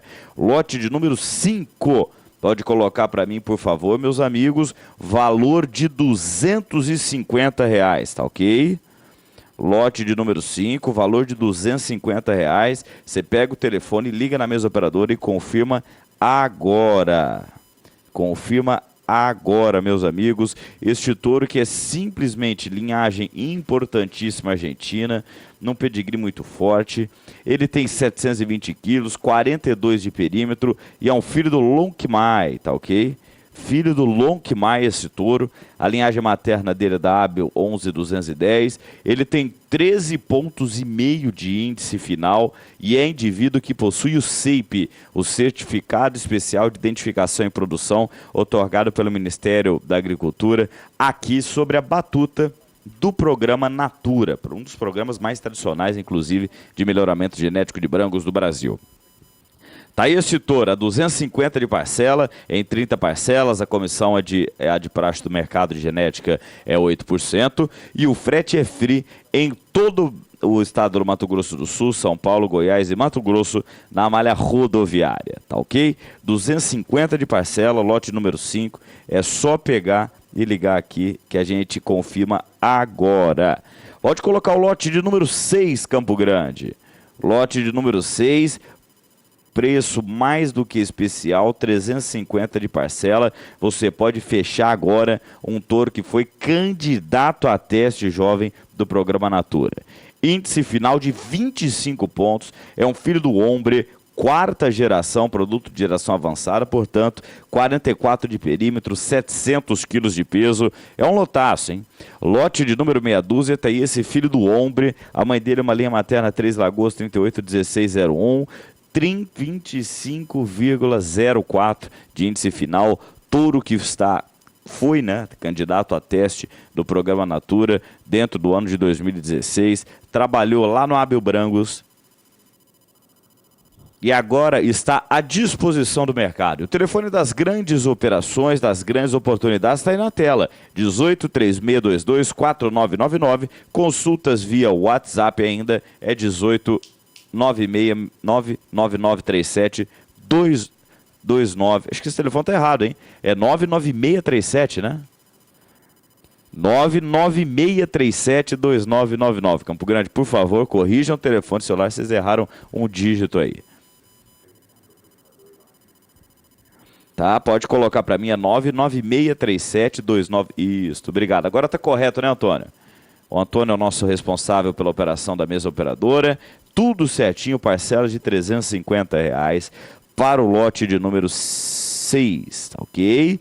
Vamos lá adiante então, vou apresentar agora o lote de número 11. Pode colocar para mim, por favor, lote de número 11, produto de TE, filho do Monte Rei, em mãe gladiador. 20 pontos de índice final, animal de terceira geração, 700 quilos de peso, 41 de perímetro. Lote de número 11, meus amigos. Atenção à oportunidade ímpar. Lote de número 11, você pode confirmar agora na parcela, tudo certinho, de, olha, R$250. Gente, R$250 um touro dessa bitola, em 30 parcelas, com frete facilitado no Brasil inteiro, tem que aproveitar, né? Tem que ligar aqui na hora, e confirmar na mesa operadora. Esses que são os produtos de Abel Brangus. Então apresentei agora 3 produtos que o Abel Brangus coloca em oferta no mercado, tá ok? Agora eu quero colocar também produtos do Brangus São Geraldo. Pode colocar o lote número 58, Campo Grande. O primeiro deles é o 58. Lote também muito especial, atenção meus amigos, e o valor mais do que convidativo, hein? 280 de parcela. R$230 então, hein?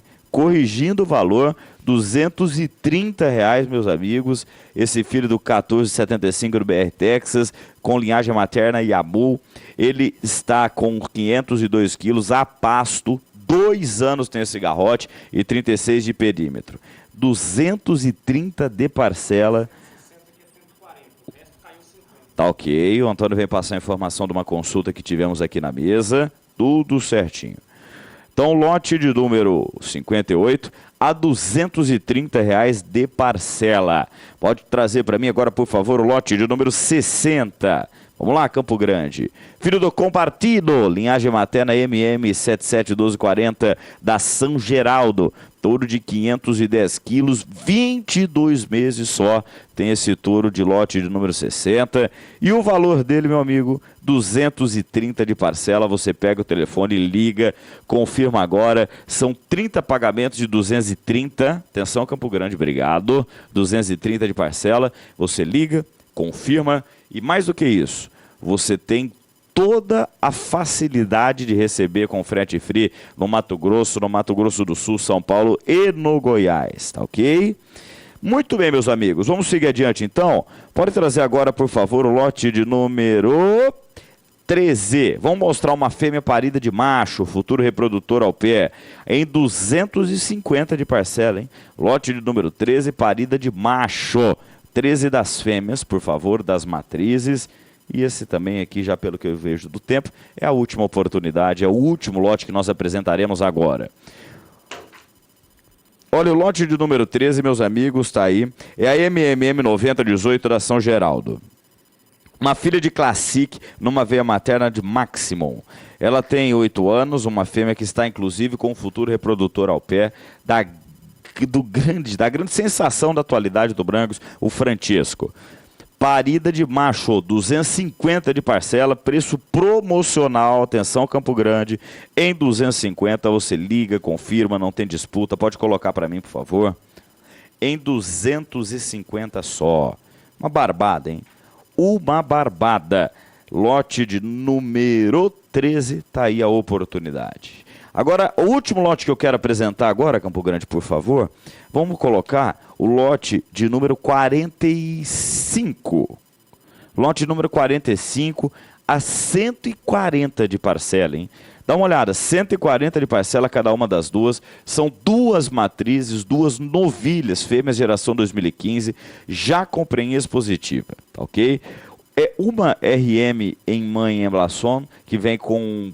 Deixa eu pegar aqui, com prenhez do H9503, tá ok? A MMM192 da São Geraldo. E a outra MMM242 da São Geraldo, ela traz uma prenhez do Inhatito, em veia materna, em Blason também. E ela está com prenhez positiva do Igapó. Em parcelas de R$ 140 agora, cada uma, obviamente, lotes múltiplos, o lance é por animal. Então, 140 de parcela cada uma das novilhas, você leva para casa. Novilhas já de 2 anos, com prenhez positiva e completamente adaptado. Então é isso, primeira apresentação do dia da Vitrine Brangos MS, eu fico por aqui agora, devolvo o sinal a Campo Grande, lembrando que durante o dia, durante a agenda de leilões, durante o Pecuária BR, durante a Batida do Martelo, nós teremos mais apresentações a preços fixos, tá ok?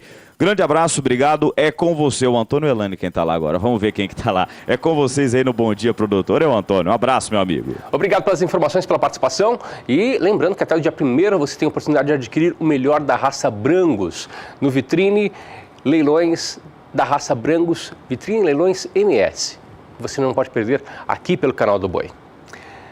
E agora o assunto é sobre o Complexo Carne. O Brasil prevê exportar frango para a Indonésia até 2018. E esse é um dos assuntos do Giro do Agronegócio. Acompanhe.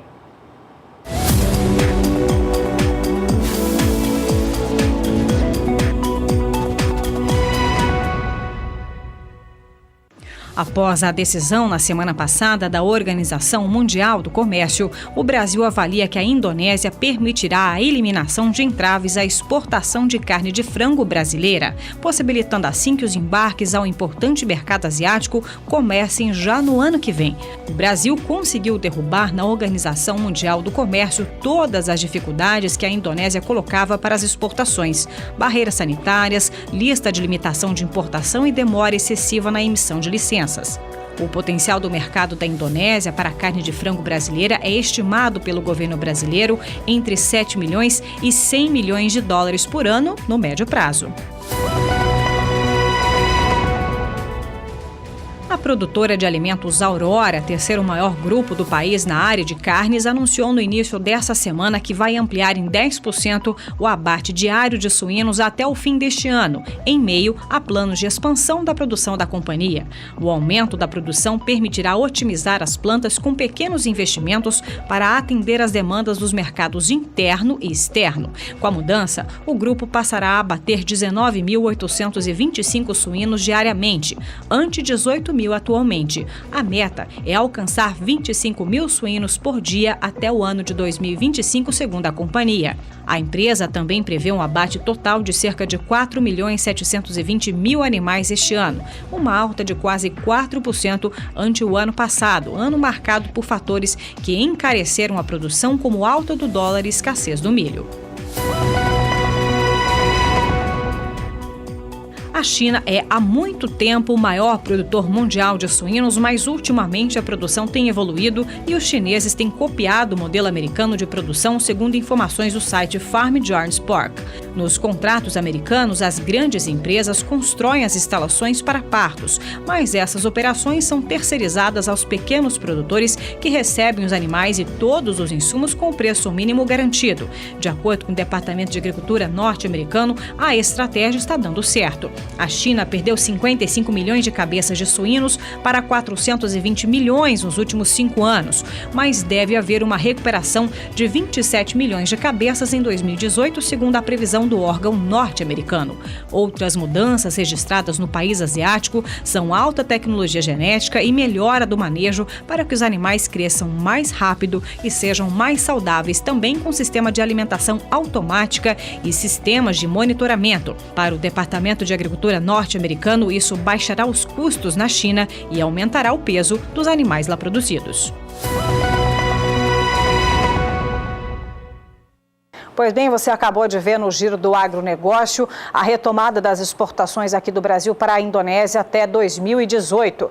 E de acordo com a Associação Brasileira de Proteína Animal, com essa decisão, o processo de viabilização dos embarques de carnes de frango tem prazo reduzido em pelo menos 6 meses, também da previsão inicial, considerando 60 dias para contratação também da apelação, 90 dias para análise do pedido pelo órgão de apelação e outros prazos também dentro dessa tramitação. E para falar mais sobre o assunto, para a gente poder esmiuçar e entender como deve proceder de agora em diante, nós vamos conversar por telefone com o vice-presidente da Associação Brasileira de Proteína Animal, Ricardo Santin, ele que é vice-presidente de mercados da associação.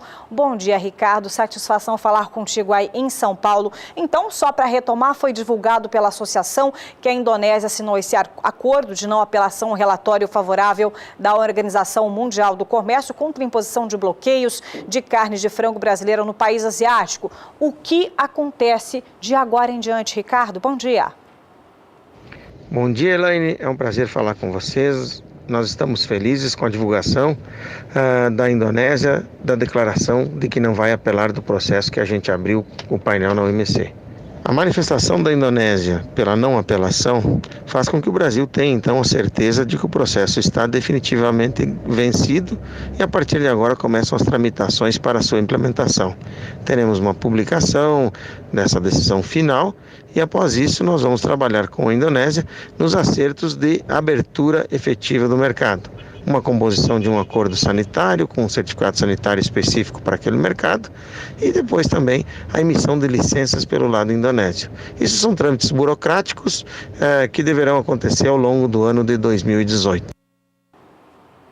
Quer dizer, então, que finalmente temos um horizonte positivo para a concretização das exportações para aquele país? Bem, Elaine, nós teremos sim um horizonte positivo para a concretização dessas exportações para esse mercado a partir dessa decisão de não apelação. O processo foi vencido, ainda há trâmites burocráticos que deverão ser ajustados, tais como o sistema de licença, que pende um outro painel promovido pelos Estados Unidos e Nova Zelândia, mas esses detalhes são detalhes burocráticos que serão vencidos, como o Brasil sempre faz, com uma boa diplomacia, com um bom relacionamento, como temos com o país da Indonésia. A necessidade do produto lá e a capacidade de nós de vender. Assim, um processo natural de adaptação e construção desses canais de comércio e de vencimento dessas etapas burocráticas. Mas isso deve acontecer ao longo do ano de 2018, mais tardar em 2019, teremos acesso, creio eu, a esse mercado que tem muito potencial de crescer e ser um bom parceiro do Brasil na compra de carne de frango e de outros produtos. Muito obrigado.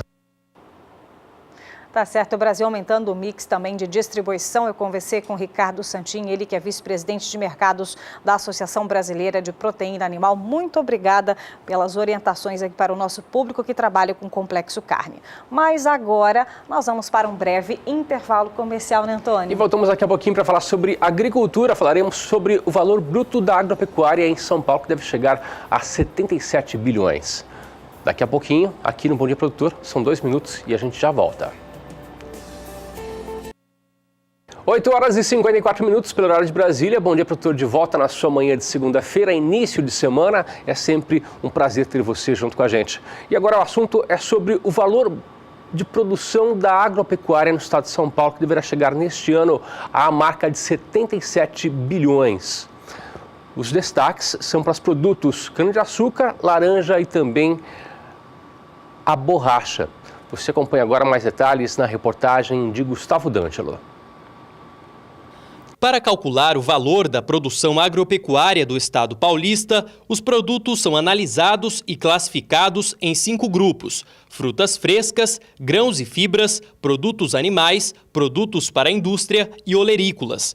Em termos reais, o VPA 2017 resultou em 77 bilhões e 10 milhões de reais. Foi o que apontou a estimativa preliminar do Instituto de Economia Agrícola, o IEA, órgão vinculado à Secretaria de Agricultura e Abastecimento. A projeção, segundo o Instituto, considera os valores deflacionados pelo Índice de Preços ao Consumidor Amplo, o IPCA, o que representa uma ligeira queda de 0,63% em relação a 2016. Com um aumento previsto de 13,9% em 2017, o grupo de produtos para a indústria garantiu resultado positivo no VPA total do estado. Os maiores desempenhos ficaram por conta da borracha, mandioca, laranja, tomate e cana-de-açúcar. O VPA da cana-de-açúcar elevou sua participação de 37,21% para 41,93% do volume total do estado, por conta do aumento nos preços médios, visto que fatores como déficit mundial de açúcar e produção em queda, aliados a um consumo alto na Ásia, sustentam as cotações. Todos os demais grupos tiveram variação negativa. Gustavo D'Angelo para o SBA. Ainda falando sobre a agricultura, a falta de chuvas está atrasando o plantio da soja em Goiás. A Associação dos Produtores de Soja e Milho, a AproSoja de Goiás, calcula que até o momento foram semeados em torno de 10% dos 3.350.000 hectares previstos para essa safra. No ano passado, 15% da soja goiana já havia sido plantada neste mesmo período. As chuvas que caíram no final de setembro e também nos primeiros dias de outubro até incentivaram o início do plantio no sudoeste goiano, que é a principal região produtora da oleaginosa no estado, mas com a estiagem das últimas semanas, o cenário agora é de preocupação. E para falar sobre a situação que está ocorrendo no estado de Goiás, nós vamos conversar por telefone com Bartolomeu Braz Pereira, que é presidente da Associação dos Produtores de Soja e Milho de Goiás, a AproSoja, ele que também é vice-presidente da Federação de Agricultura e Pecuária de Goiás, além de vice-presidente da AproSoja Brasil. Satisfação falar contigo, viu, Bartolomeu, aqui com todo o Brasil, aí em Goiânia. Até o momento, então, reforçando, já foram semeados aproximadamente 10% do previsto para essa safra de soja no estado. Mas vale lembrar que no mesmo período estava 15%. Mesmo com essas condições, como que a associação está vendo isso? Está bastante apreensiva nesse momento, tanto a associação em prol, aí, em nome de todos os produtores de soja? Bom dia. Bom dia, Elaine. Bom dia, produtores. Estamos bastante apreensivos, produtores rurais, a AproSoja, devido ao atraso na semeadura da semente. Nós tivemos partes semeadas aí, infelizmente grande parte dessas que foram semeadas deverá ser replantada ou seguirão com stand muito baixo. Isso vai afetar a produtividade dessas áreas. Agora a gente está na expectativa da chuva. Alguns produtores arriscam a plantar no pó devido à sua situação, que ele tem que fazer a segunda safra, já fez seu planejamento. Então é um momento de apreensão. A gente vê um mês de outubro com médias muito abaixo aí. Nós temos praticamente 20% do que choveu em relação aos anos anteriores. Então isso mostra aí a dificuldade que o produtor está enfrentando no campo neste momento. E Bartolomeu, para todo o público que está nesse momento sintonizado aqui no nosso programa do Bom Dia Produtor, então conta pra gente qual é a real situação dos municípios que são os principais produtores de soja aí no estado de Goiás.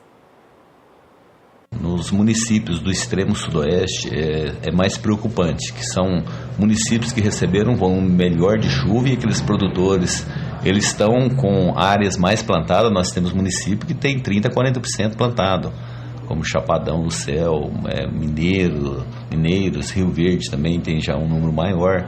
Então essas regiões serão mais afetadas com replantio. Algumas áreas irrigadas, algumas áreas que o produtor também não tem reservatório, é irrigada, mas não está conseguindo fazer que o pivô rode nas áreas. Então, é bastante preocupante.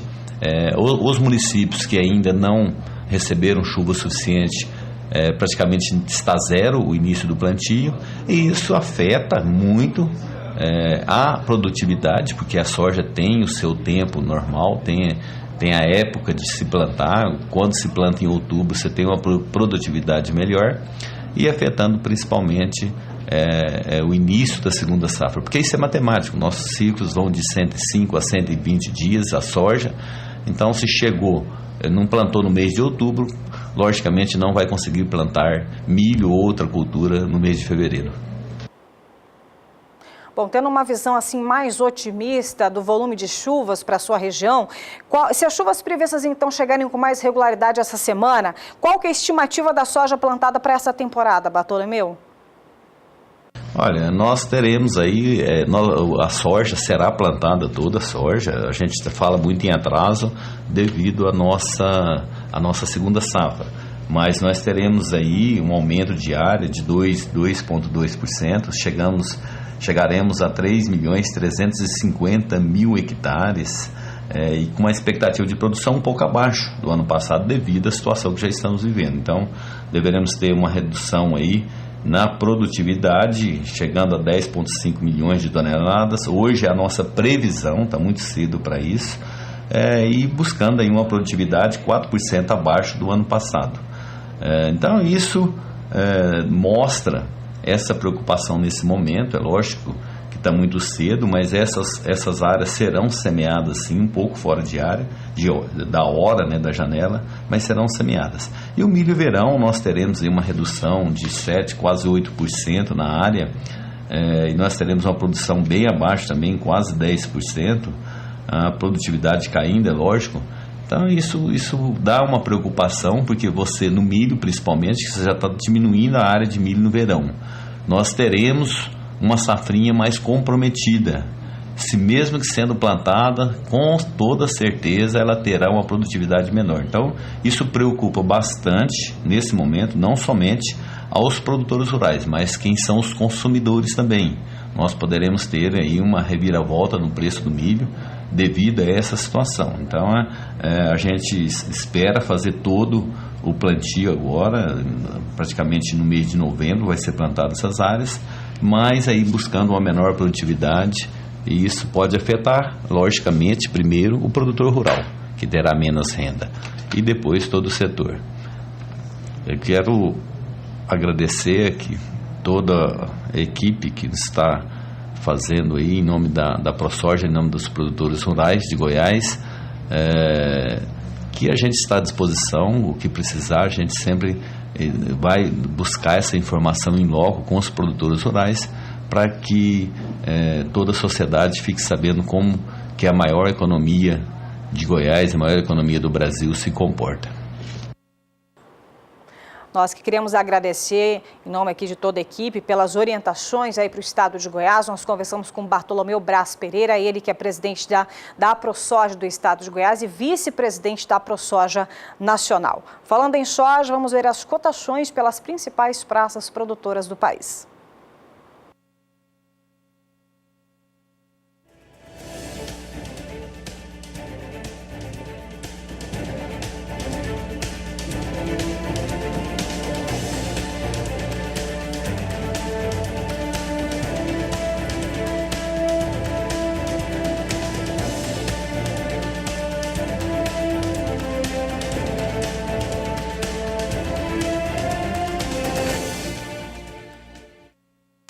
E o clima está afetando a segunda safra de milho em Mato Grosso. Produtores estão estimando uma safra menor devido à falta das chuvas.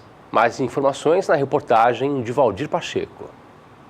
O início desta safra 2017-2018 está sendo considerada uma safra conturbada pelos produtores. Em muitas regiões não tem chovido. Nesta semana, na região de Sinop, o tempo ficou parcialmente nublado. E na fazenda do produtor Carlos Roque, distante 40 quilômetros da cidade, choveu 40 milímetros. E foi o suficiente para o produtor colocar sua plantadeira no campo, mas está longe do prazo ideal de plantio. A gente planejou para começar o plantio no começo de outubro, né? E com essa falta de chuva que deu, nós começamos já bem atrasado, né? Já dia 20, né? Começamos a planta, que choveu agora, dia 21 choveu 10 milímetros e dia 22 já choveu 40 milímetros, então comecemos a planta, né? E vamos seguir, né? A segunda safra com a cultura do milho está comprometida. O produtor vai ser obrigado a reduzir a área de plantio. A safrinha vai ficar pela metade, né? Que Não vai ter janela para safrinha, né? Plantando até o final do mês vai conseguir fazer a metade da safrinha. A produtividade média na safra passada aqui na fazenda do Seu Carlos foi de 58 sacas por hectare. Nesta safra é uma incógnita, vai depender muito das intempéries do tempo. Para o problema não se agravar ainda mais, o produtor fez uma aplicação preventiva antes de lançar a semente no solo. Ataque de praga, a gente está de olho, né? Já na dessecação, a gente já passou um inseticida, né? Para ir controlando, né? Para não ter problema em seguida que nasce a soja, né? Então, temos de controle, estamos olhando. Valdir Pacheco para o SBA.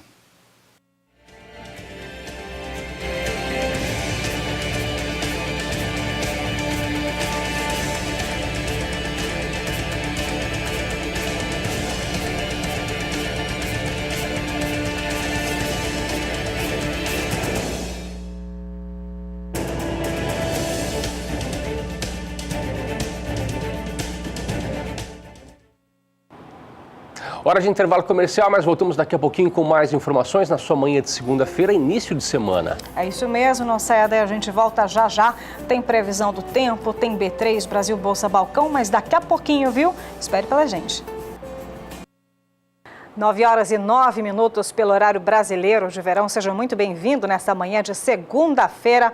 Hora de informação de mercado. Eu vou te situar sobre a citricultura, mas vamos dar um giro internacional. E eu começo destacando a Flórida, que sofreu por conta da doença greening, que acabou dizimando várias plantações por lá na Flórida. Os norte-americanos também sofreram recentemente por conta do furacão Irma. Isso deve beneficiar o Brasil. É para isso que nós vamos agora a B3, Brasil Bolsa Balcão. O Brasil deve ser beneficiado, então, com essa movimentação no cenário do suco de laranja. Bom dia, Pulga.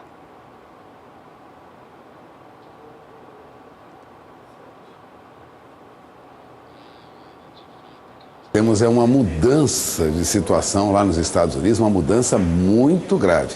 Vamos lembrar que os norte-americanos já produziram na Flórida 250 milhões de caixas de laranja.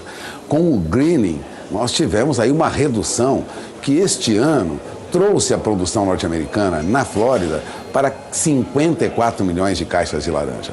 Mas há previsões de que essa produção pode ser ainda menor diante do furacão Irma. Portanto, não há no mercado americano como atender a demanda por suco de laranja. E o Brasil é que atenderá essa demanda. Os preços do suco de laranja já tiveram alta recentemente no mercado norte-americano, considerando aí suco de laranja negociado lá na Bolsa de Nova York. Agora, eu conversei sobre isso com Ibiapaba Neto. Ibiapaba Neto é diretor da Citrus BR, a entidade que congrega os maiores exportadores de suco de laranja do Brasil. E ele admite que, de fato, os americanos devem comprar mais suco de laranja do Brasil este ano. O que vem num momento bom, já que a nossa super safra deveria gerar estoques muito grandes. Ou seja, nós teremos aí estoques muito próximos do limite diante dessa compra nos Estados Unidos. Eu entrevistei Ibiapaba Neto aqui na B3 e você acompanha a partir de agora. Ibiapaba, muito obrigado por ter vindo. Vamos falar sobre o que ocorreu nos Estados Unidos, porque depois de uma redução forte já na produção americana, tivemos agora os furacões. Os furacões prejudicaram mais ainda a produção americana de laranja? Puga, primeiro é um prazer estar aqui mais uma vez. Sem dúvida, o furacão Irma, que afetou fortemente uma parte do Parque Citrícola da Flórida, está trazendo aí prejuízos enormes para aquele mercado.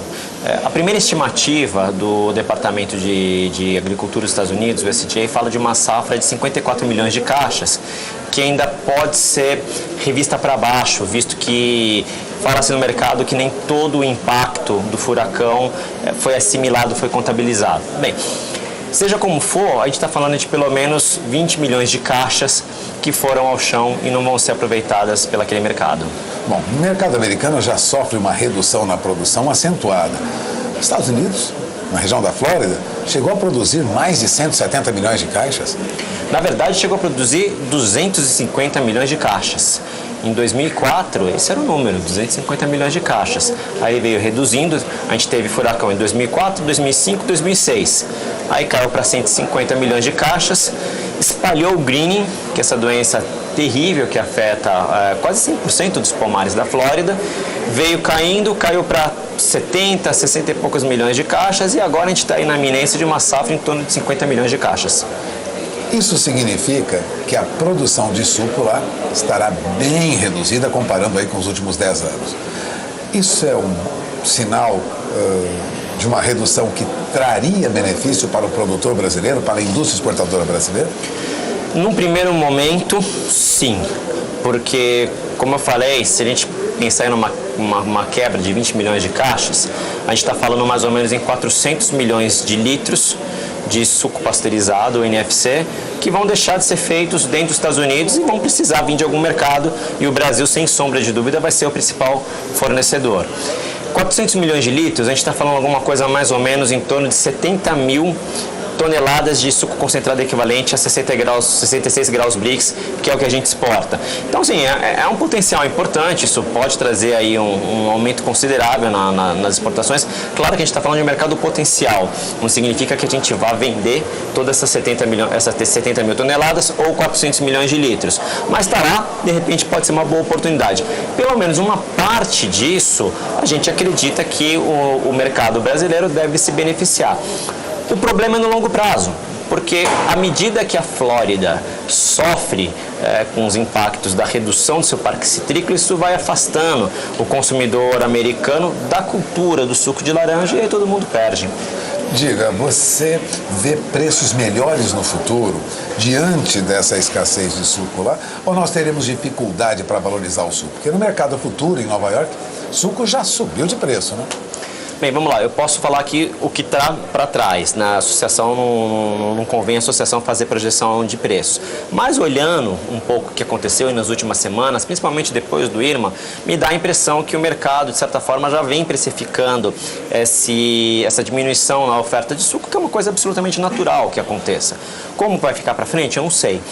Olhando do ponto de vista de estrutura, quando a gente olha os dois principais parques citrícolas, que é Brasil e Flórida, felizmente a gente tem uma safra abundante esse ano, uma safra em torno de 374 milhões de caixas, que é uma safra bem acima da média, 50% maior do que a safra passada, que foi bem abaixo da média, tá?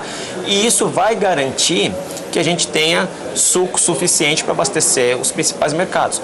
Claro, isso traz uma dificuldade logística, porque o principal suco que a gente vai fornecer para os Estados Unidos, adicionalmente, é o suco fresco, que ocupa 6 vezes mais espaço no navio do que um suco concentrado. Então, algum desafio logístico para entregar suco para todo mundo vai ter. Agora, é um bom desafio.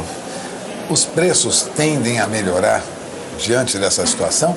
Ou há dificuldade para ganho de preço no mercado de suco de laranja? Bem, vamos lá. Mais uma vez, o mercado ele vai se adaptar do jeito que ele tiver que se adaptar. O que a gente tem que ter em mente é que são 3 grandes fundamentos que fazem a precificação desse mercado. O primeiro é a demanda. O segundo é a oferta de fruta. Então, quer dizer, primeiro, quanto suco que o mercado está tomando vai precisar?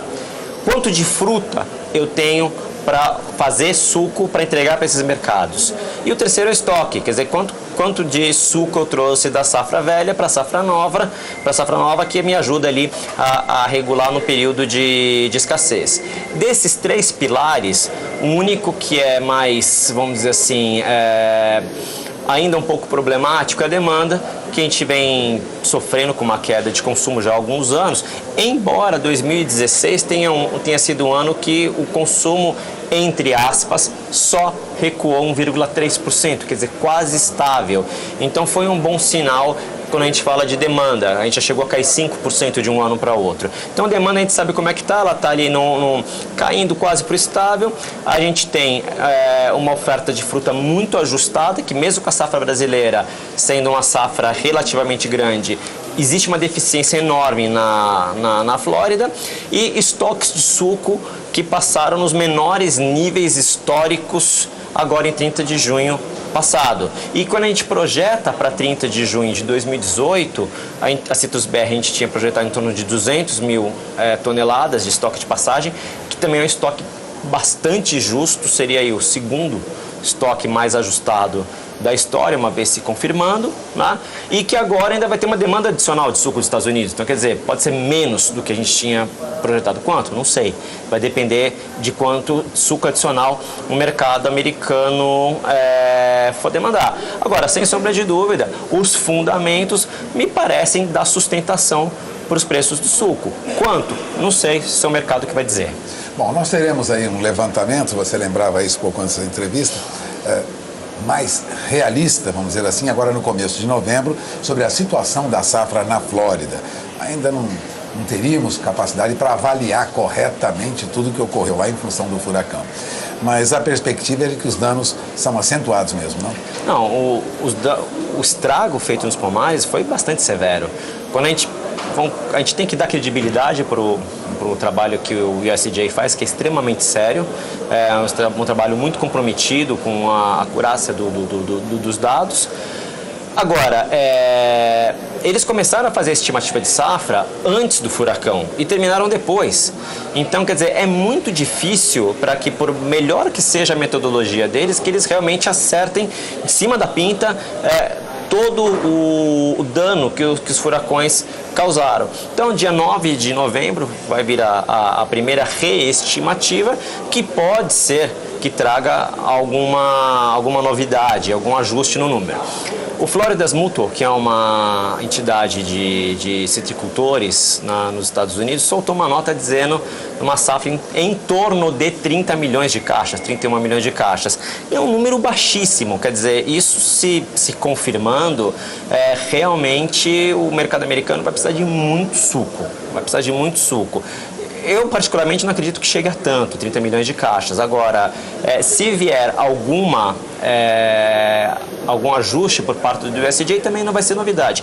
E se ficar mesmo nos 54 milhões de caixas, já é a menor safra em, 70 anos.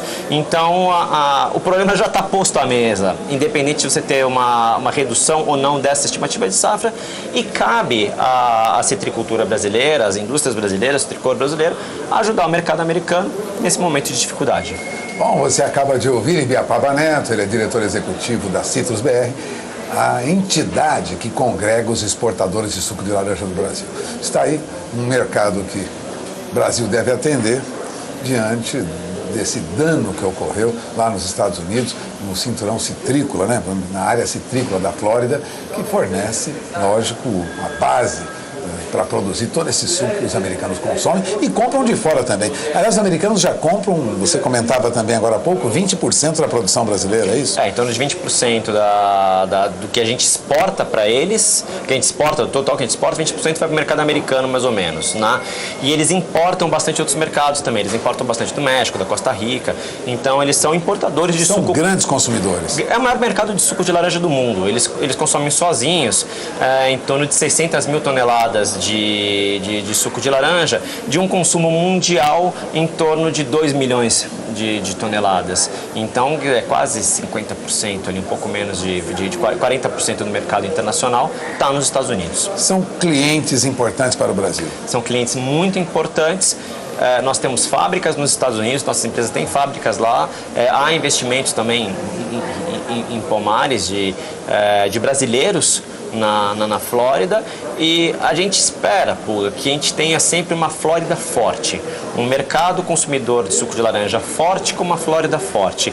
Isso faria muito bem para o mercado brasileiro, não uma Flórida com uma produção fraca e um consumo fraco. A gente precisa virar o ponteiro para o outro lado, né? Nesse primeiro momento pode ser uma boa notícia, mas no longo prazo isso preocupa um pouco. Bom, agradeço aqui a presença de Ibiapaba Neto. Repito, o diretor executivo da Citrus BR, a entidade que congrega os beneficiadores, processadores, né, e distribuidores, exportadores de suco de laranja. Bom, suco de laranja em grande quantidade para o mundo. Obrigado, Ibiapaba. Eu que agradeço, um prazer. Voltamos ao programa. Pois é, como se vê, preocupação agora lá pode beneficiar neste momento o produtor brasileiro. Aliás, vamos ao CPEA. O CPEA apontava na última sexta-feira que, em média, a caixa de laranja destinada à indústria era negociada em queda a R$ 18,76 em média. Eu falo de uma caixa de 40 quilos e 800 gramas, que é a referência para o mercado e a pesquisa do CPEA.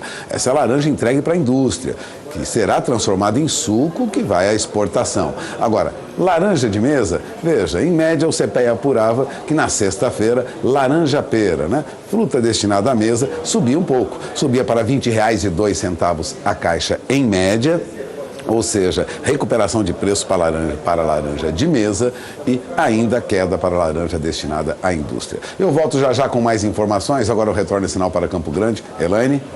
Obrigada, Pulga. Então, daqui a pouquinho ele retorna com mais destaques, então, do mercado nacional e internacional. Mas tem previsão do tempo, né, Antônio? É isso mesmo, viu, Elaine? Vamos falar sobre a previsão para a região sul do país. Existe previsão de poucas chuvas nesse início do mês de novembro e esse déficit hídrico deve prejudicar as pastagens. Quem fala para você com mais propriedade, quem vai falar para você detalhes é a Juliana Rezende, da Somar Meteorologia. Juliana, conta para a gente como fica a previsão para a região sul para esse mês de novembro? Mesmo com as chuvas perdendo intensidade no sul do país, ainda não representa riscos para o crescimento dos pastos, porque a disponibilidade hídrica do solo ainda segue bastante elevada nos 3 estados do sul do país. E agora as chuvas são mais fracas, os acumulados são mais baixos, mas mesmo assim ainda tem previsão de chuva nos 3 estados. No decorrer da próxima semana, pouca coisa muda. A chuva ainda deve seguir de forma mais fraca, com baixos acumulados e principalmente entre o estado do Paraná, Santa Catarina e o norte gaúcho, os acumulados ainda podem alcançar até 15 milímetros. Então, ao longo das próximas semanas, mesmo com essas chuvas mais fracas no sul do país, ainda é suficiente para garantir esse aumento da disponibilidade hídrica do solo ou então a manutenção desses índices de umidade do solo um pouco mais elevados, trazendo ainda melhores cenários para o crescimento dos pastos. Daqui a pouco eu volto com mais previsão do tempo. Obrigada, Juliana. E para não perder muito tempo, nós que já estamos nos últimos minutos, vamos voltar a B3, Brasil Bolsa Balcão, acompanhar também as negociações deste início de semana. É com você, Pulga.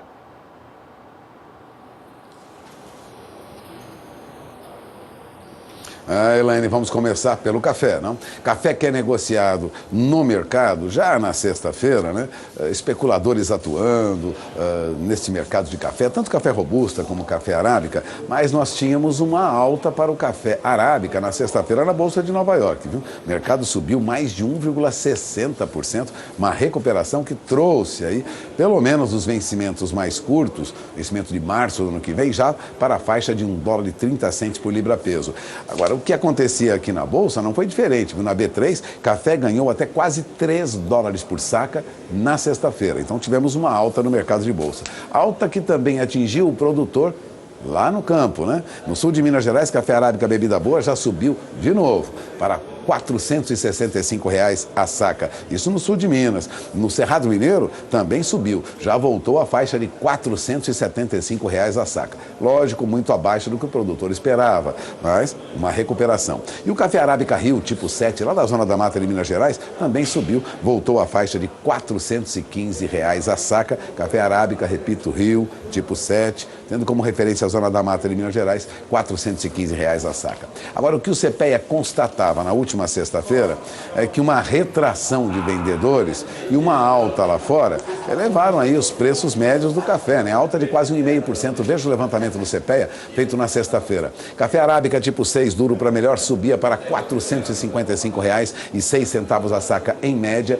no indicador do CPEA, que agora passa a ter uma alta em outubro de quase 1,5%. Estava em baixa. Vamos lembrar que durante todo o mês de outubro o café sofreu pressão. Eu falo de café arábica, mas agora já encerra um mês em alta. E o café robusta, negociado no Espírito Santo, continua com uma baixa de quase 5,5%. Veja o levantamento do CPEA na sexta-feira, os preços praticamente ficaram inalterados, em média R$ 374,72 a saca no levantamento feito pelo CPEA, o que mostra aí uma leve recuperação de alguns centavos entre 26 e 27 de outubro, mas que não diminui a queda acentuada que o café robusta teve no mês de outubro. O indicador CPEA aponta a queda de quase 5,5% para café robusta no Espírito Santo. E neste momento, na Bolsa de Nova York, você acompanha os primeiros negócios do mercado futuro americano. Café arábica é negociado lá nos Estados Unidos com esses valores que você tem no painel. Alta para o café de 45 até 55 pontos. Café arábica negociado para dezembro a $1,27 por libra-peso. Sobe agora 0,43%. Tem um ganho de 55 pontos agora. Café arábica negociado para março a $1,30 por libra-peso. Sobe também 50 pontos. Tem um ganho de 0,38%. E o café para maio de 2018 a $1,33 por libra-peso, opera agora também em alta de 45 pontos. Veja que há uma continuidade de alta para a café arábica no mercado futuro dos Estados Unidos. Agora, em Londres, o que ocorre agora? São 9 horas e 27 minutos, horário de Brasília. Você acompanha comigo em Londres o que ocorre agora com o café robusta no mercado europeu. Uma queda que continua aquela baixa de sexta-feira, provoca uma outra baixa agora. O mercado está distante da faixa de $2.000 por tonelada, mesmo com o contrato de novembro em alta, hein? Mas a alta é muito tímida, a alta de $2 por tonelada, $1.987. Os demais contratos continuam em queda, então café robusta para janeiro, março e maio, lá em Londres, ainda vem em baixa. Uma baixa leve, mas é uma baixa. Aqui na B3, café arábica negociado no mercado futuro com esses valores que você tem no painel. Vamos ao painel da B3, acompanhe os primeiros negócios desta segunda-feira. O mercado reage em alta, alta acentuada, depois de sexta-feira em alta, nova alta para o café arábica aqui. O contrato de dezembro, que estava a $154,30, sobe agora para $157,50 a saca. A alta é de mais de 2% neste momento, um ganho de mais de $2 por saca nos últimos negócios. O mercado trabalha em alta, ou melhor, $3 por saca nos últimos negócios. O mercado trabalha com alta e recuperação para café arábica lá fora e aqui. Agora são 9 horas e 29 minutos, horário de Brasília. Antes de encerrar, vamos para o mercado do boi gordo. Acompanhem comigo o que ocorre segundo o CPEA. Na sexta-feira, boi gordo era negociado no interior de São Paulo a R$ 140,40 arroba. Veja que há uma recuperação para boi gordo nos últimos dias do mês de outubro. Mesmo assim, vale lembrar, né? Boi gordo continua sob pressão no mercado. A queda no indicador CPEA é de 1,65%. O mês deve encerrar com boi gordo sob pressão, considerando aí valores do indicador CPEA. Bezerro negociado no Mato Grosso do Sul, praticamente estável na última sexta-feira. Você tem no painel os preços dados pelo CPEA, em média, R$ 1.192,68 por cabeça. Portanto, o que nós temos no mercado é a manutenção de valores na faixa de R$ 1.191 desde o dia 24 de outubro. Leve alta para bezerro no mês de outubro no indicador CPEA, considerando valores até sexta-feira, alta de 0,72%. Aqui na B3, mercado já reagia em alta na última sexta-feira. Boi gordo no mercado futuro tinha alta nos vencimentos mais curtos e você acompanha agora os primeiros negócios nesta manhã. Boi gordo é negociado aqui em alta de novo. Boi sobe agora para outubro a R$ 139,05 arroba, tem um ganho de 0,32%. E o boi para novembro sobe nesta segunda-feira 85 centavos por arroba, já se aproxima de R$ 141 arroba nos últimos negócios nesta segunda-feira. E essas são as principais informações até este momento, 9 horas e 31 minutos, horário de Brasília. Antes de encerrar, o que ocorre com o dólar? Dólar que é negociado agora, nos primeiros negócios desta manhã, em alta de 0,21% a R$ 3,23 mais 80. Dólar ainda perto de R$ 3,24, mesmo com uma queda aí de 0,21%. Depois da alta da semana passada, dólar tem um leve recuo, mas consolida a recuperação de preço que teve frente ao real, recuperação de valor frente ao real na semana passada. Eu encerro por aqui a minha participação, volto sinal para Campo Grande, Elaine. Muito obrigada, Pugo. Uma excelente semana para você e para toda a sua equipe. Por aqui, bom dia, produtor. Dessa segunda-feira acabou, mas amanhã não tem problema não. Amanhã tem muito mais a partir das 7 horas e 15 minutos, né, Antônio? É isso mesmo. Se você perdeu algum conteúdo, quer rever, daqui a pouquinho estará para você disponível no nosso canal no YouTube, youtube.com/canal do Boi. Amanhã tem muito mais. Excelente semana de bons negócios. Tchau, tchau. Boa segunda-feira.